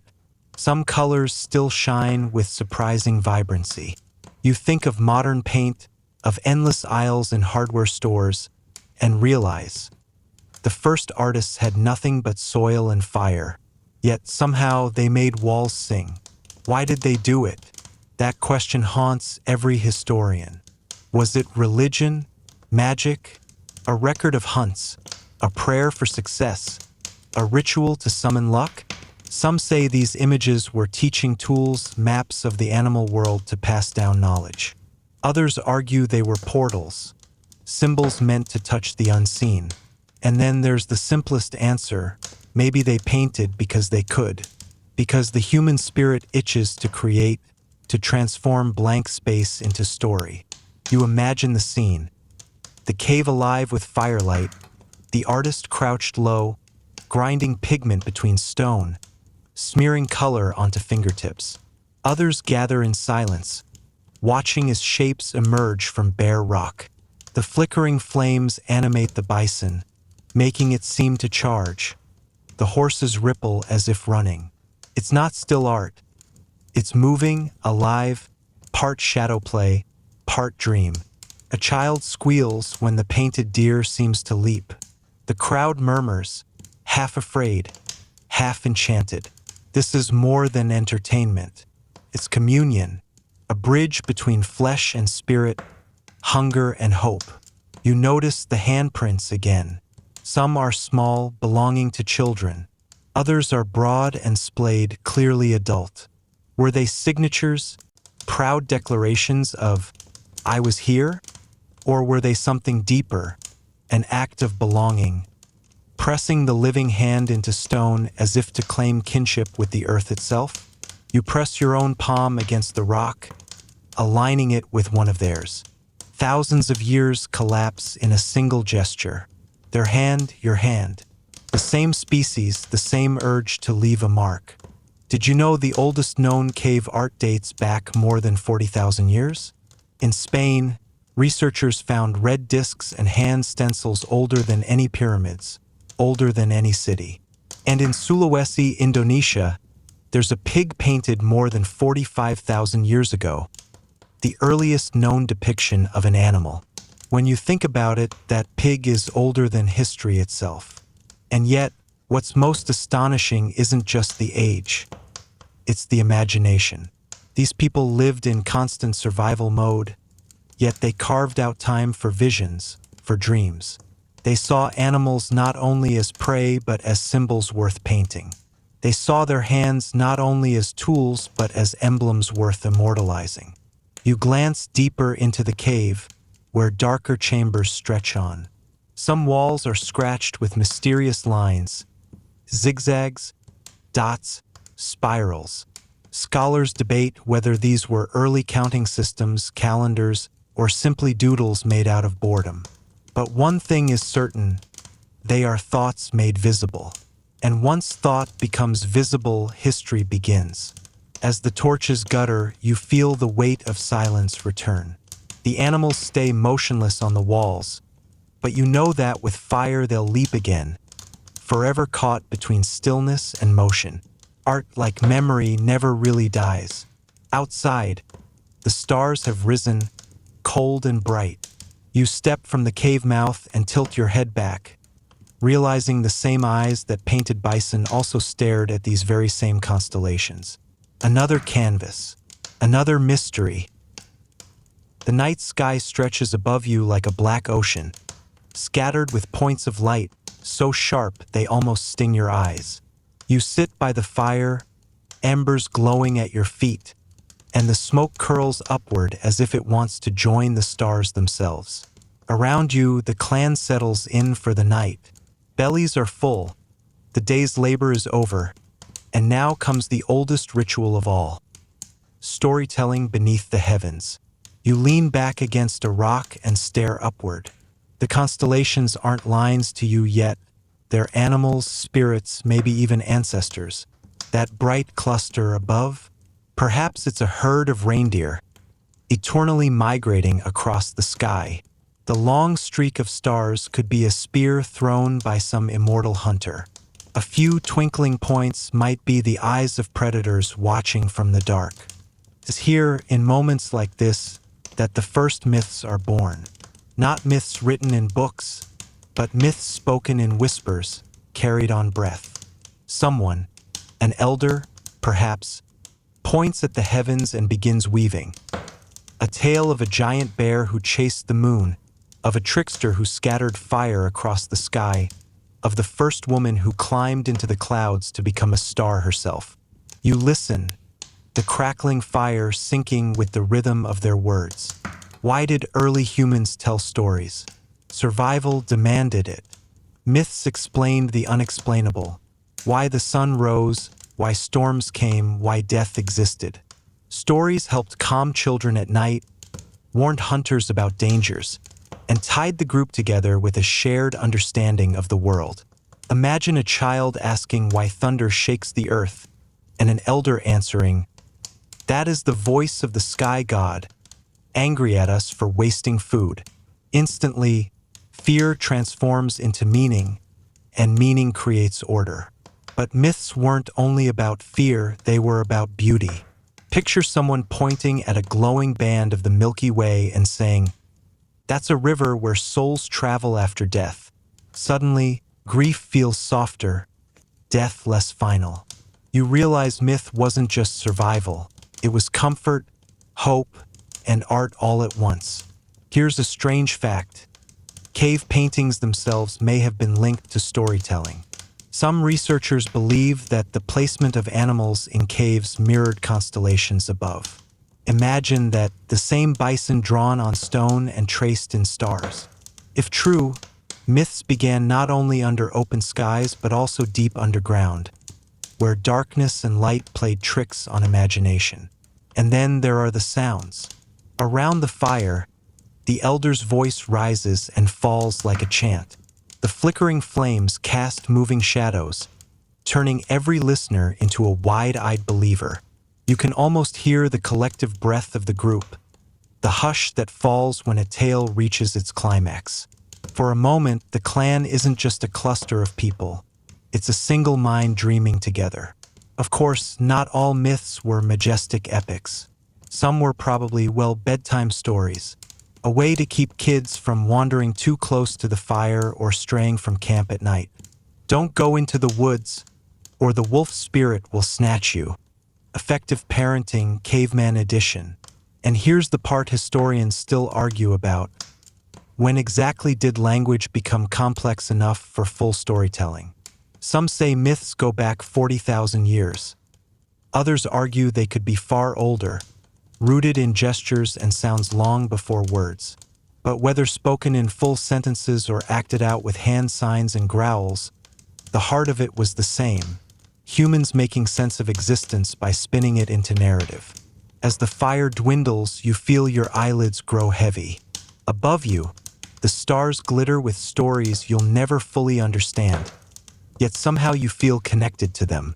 The myths linger, shaping dreams, shaping culture. The fire burns lower, and someone throws on a last log, sparks leaping like tiny spirits before fading into the night. You pull your fur closer, but your eyes wander from the flames to the figures gathered in the circle. Among them, one person sits differently, not as just another hunter, not as just another voice. This one carries bones strung into necklaces, feathers stuck in hair, red ochre painted across cheeks. The shaman. You watch as the shaman begins to hum, deep and slow, the sound vibrating in your chest. Others lean in, the mood shifting from chatter to reverence. Ritual is coming. You sense it like how you'd sense a storm on the horizon even before the first drops fall. What's striking is how universal shamans were. Every group seems to have had one person, sometimes feared, sometimes revered, who acted as a bridge between the ordinary and the unseen. They weren't kings or warriors, but their power was just as real. They knew herbs that calmed fevers, chants that soothed grief, dances that seemed to stir the air itself. In a world without written science, this was science's ancestor, half medicine, half mystery. And you realize something else. Ritual isn't just about the spirit world. It's also about control. Imagine a dangerous hunt approaching. Before leaving, the group paints faces with ash, sings to the animals, sprinkles water on spears. To us, it might look like superstition, but to them, it creates unity. Everyone walks out believing they are blessed, protected. That belief alone might make the difference between hesitation and courage. A strange fact here, archaeologists have found animal bones deliberately arranged in patterns, like shrines deep inside caves. Sometimes the bones belong to bears, their skulls set carefully on stone ledges. Did cavemen worship bears? Did they think the bear's spirit lingered, watching them? No one knows for certain. Some say these shrines were just symbolic, others say they were genuine temples in miniature. And yes, historians are still arguing about that. Then there's the medicine side of the shaman's role. Picture someone brewing a bitter tea from bark or roots, chanting over the sick. Modern science later discovered that some of those plants actually had healing properties. Aspirin, for example, comes from willow bark. So when a shaman cured someone, was it all magic? Or partly chemistry hiding inside the ritual? Probably both. And the spirits, always the spirits. To your clan, they're everywhere. In the crack of thunder, in the rustle of leaves, in the glint of animal eyes at night. The shaman is the one who knows how to talk to them, how to bargain. If someone falls ill, it's not germs. It's an angry ghost clinging to them.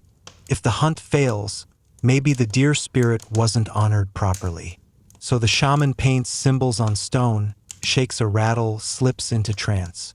You can almost see them swaying, eyes rolled back, voice rising higher until it's more than human. Of course, let's be honest. Sometimes it was theater. A shaman might cough smoke dramatically, pretend to pull a stone out of someone's chest, or wear an animal mask to scare children into obedience. Theatrics plus mystery equals authority. And, well, if you've ever seen a modern magician pull a coin from a kid's ear, you know how convincing illusions can be. But still, something deeper is here. Ritual connects you to forces bigger than yourself. When the group drums in rhythm, you feel your heartbeat sync with theirs. When chants echo in the cave, you believe for a moment that spirits are real, that the invisible has stepped into the visible. It doesn't matter if science one day explains it away. The feeling itself is powerful enough. The flames crackle. The shaman's chant softens, the ritual complete. People relax again, laughter returning in little bursts. But you keep thinking, if spirits are in everything, then every day is a ritual. Every step, every breath. And perhaps that's why early humans began to shape not only ceremonies, but also the objects around them, tools that carried both function and sacred meaning.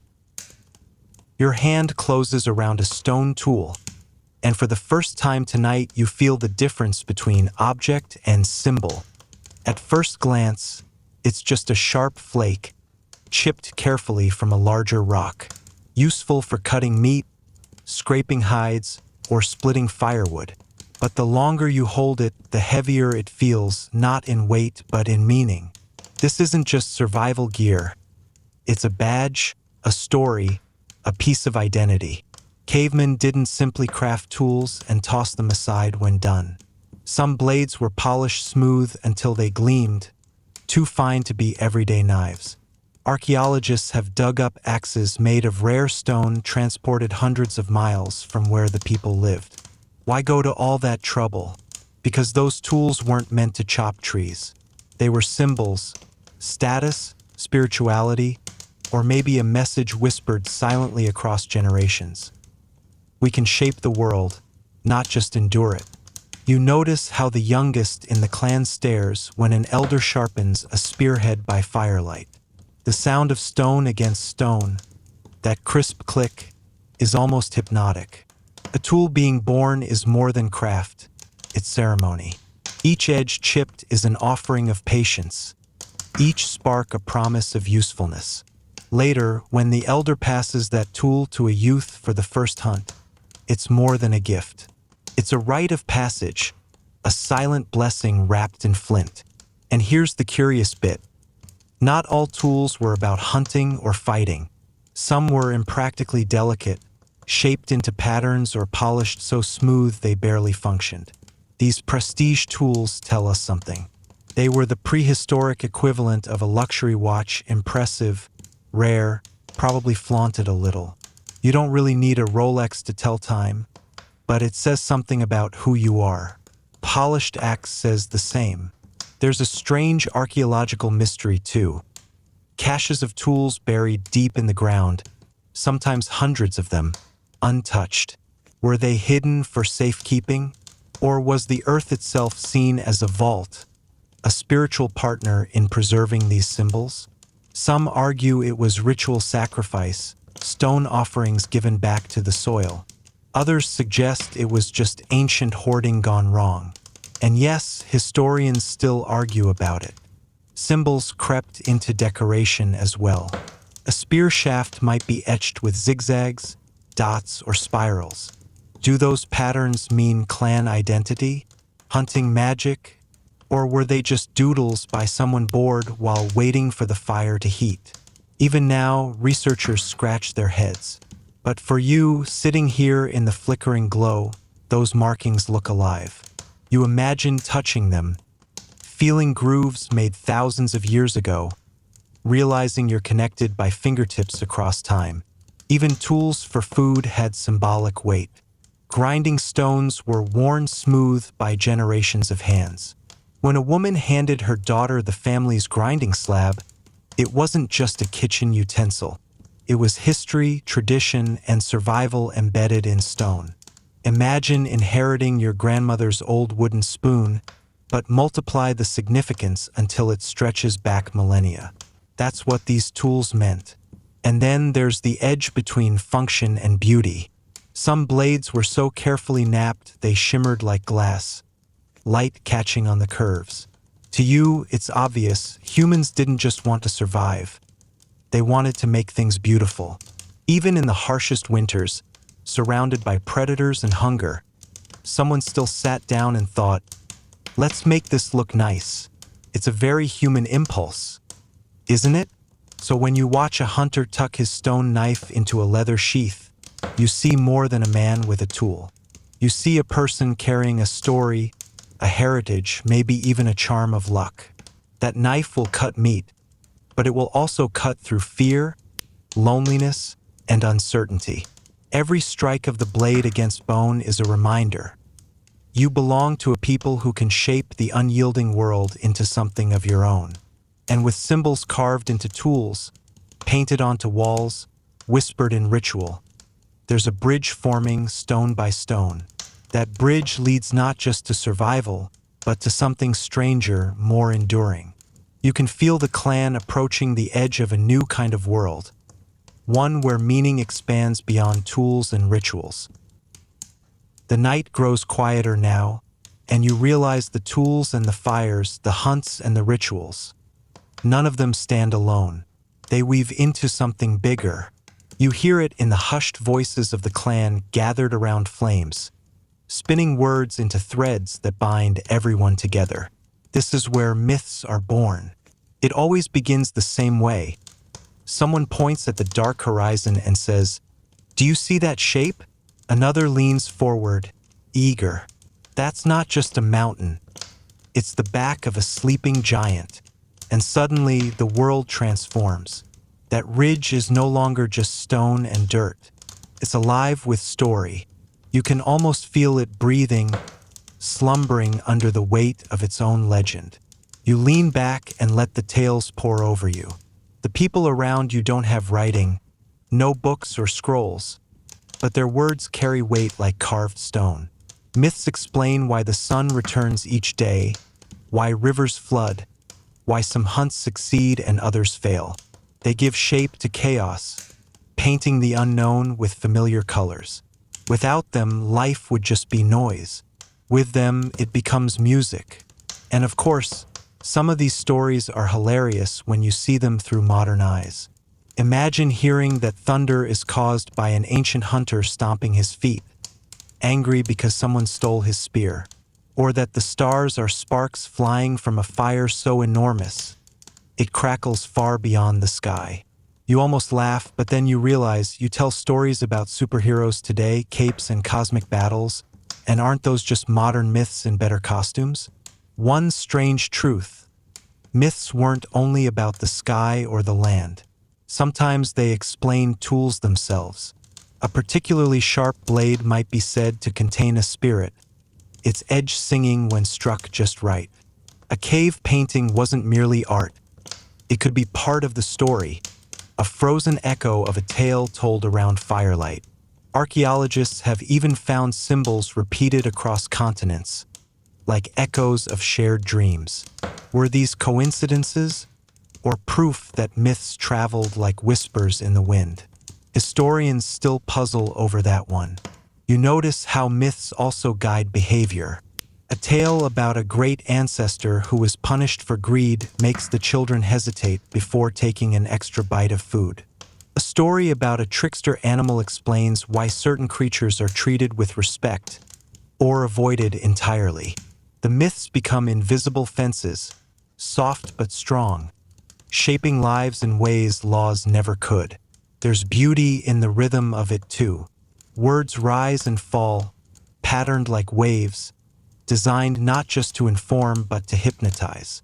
The storyteller's voice is calm, steady, the kind that can make you forget the crackle of the fire and lose track of time. You realize you're slipping into their rhythm yourself, carried away into that twilight space between waking and dream. But myths weren't static. Each telling shifts slightly, like sand moved by wind. A new hunter adds his own twist. An elder emphasizes a moral differently. A child remembers only fragments. Over time, those fragments grow, merge, become something new. What started as a story about a deer hunt might end as a tale of gods battling across the sky. And no one in the clan minds, because the story isn't about fact. It's about meaning. And here's a delightful paradox. Myths are both fragile and immortal. Fragile, because one forgotten word can erase details forever. Immortal, because the heart of the tale survives, adapting, resurfacing in new generations. You can feel that heartbeat now, pulsing across millennia, whispering into your ear. So as you listen, the firelight flickering against the cave walls, you realize the dawn of myth is also the dawn of imagination. It's the spark that makes the world more than survival. It makes the world human. And when the storyteller finally falls silent, the silence itself feels full, pregnant with all the dreams and fears wrapped inside those words. You glance around, noticing how even the youngest, half-asleep children keep their eyes wide, afraid to miss a detail. Tomorrow, they'll repeat the story while playing, reshaping it again. And with each retelling, the clan grows stronger, more bound together. The fire has dwindled low, and you feel its warmth soften into nothing more than a glow, like an ember in your chest. The people around you shift closer to one another, some already half asleep, others staring into the dark as if the shadows themselves might answer questions. This is the final stretch of the night, when the mind wanders and the world seems both endless and very small. You breathe in the cave's still air, cool and tinged with smoke. Outside, the night is wide open, but inside, you feel cocooned. Stories still linger, clinging to the stones, drifting like sparks that refuse to die. And in that drifting, you sense something profound. Tomorrow will look very much like today. Another hunt, another fire, another tale. Yet hidden inside that sameness is the seed of everything. Your thoughts trace the arc of these lives. They carved tools, they painted walls, they whispered myths. Piece by piece, those fragments built the foundation of the future you live in now.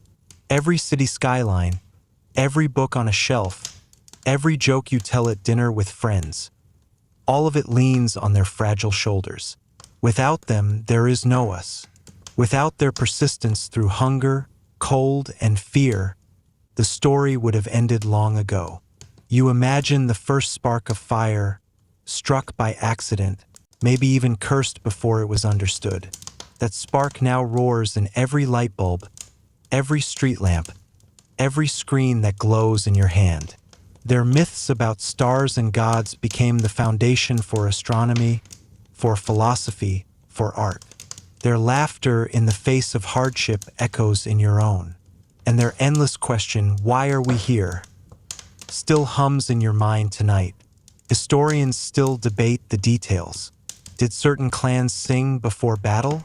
Did they worship rivers or the animals they hunted?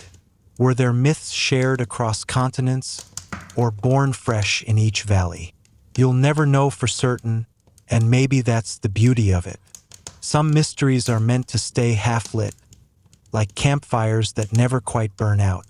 The rhythm of their days, harsh and simple, becomes softer in your imagination now. You see them not as strangers in fur and stone, but as neighbors across time. Their children's laughter isn't so different from yours. Their worries, food, shelter, belonging, echo in every modern life, though dressed in new costumes.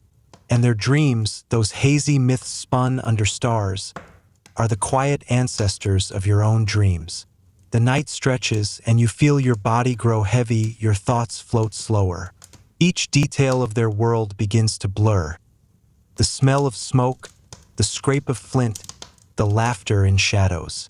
It's all fading into something more fluid, like water slipping between your fingers.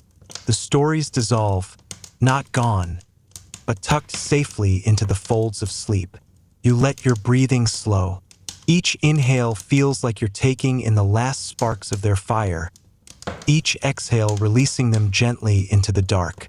The people you've walked beside, hunters, storytellers, children, they drift away, returning to their own time, their own dawn. And you remain here, wrapped in the hush of the present. Soon, the sky outside their cave will pale with morning. But for you, the journey has reached its close. You've seen their tools, their hunts, their fires, their myths. You've touched the heartbeat of humanity as it first began. And now, like them, you can surrender to the night. So let your eyes close, let the fire dim completely, let the voices of the past fade into whispers softer than the hum of a fan. Their world is safe within you now, a story carried forward, and your world is waiting when you wake.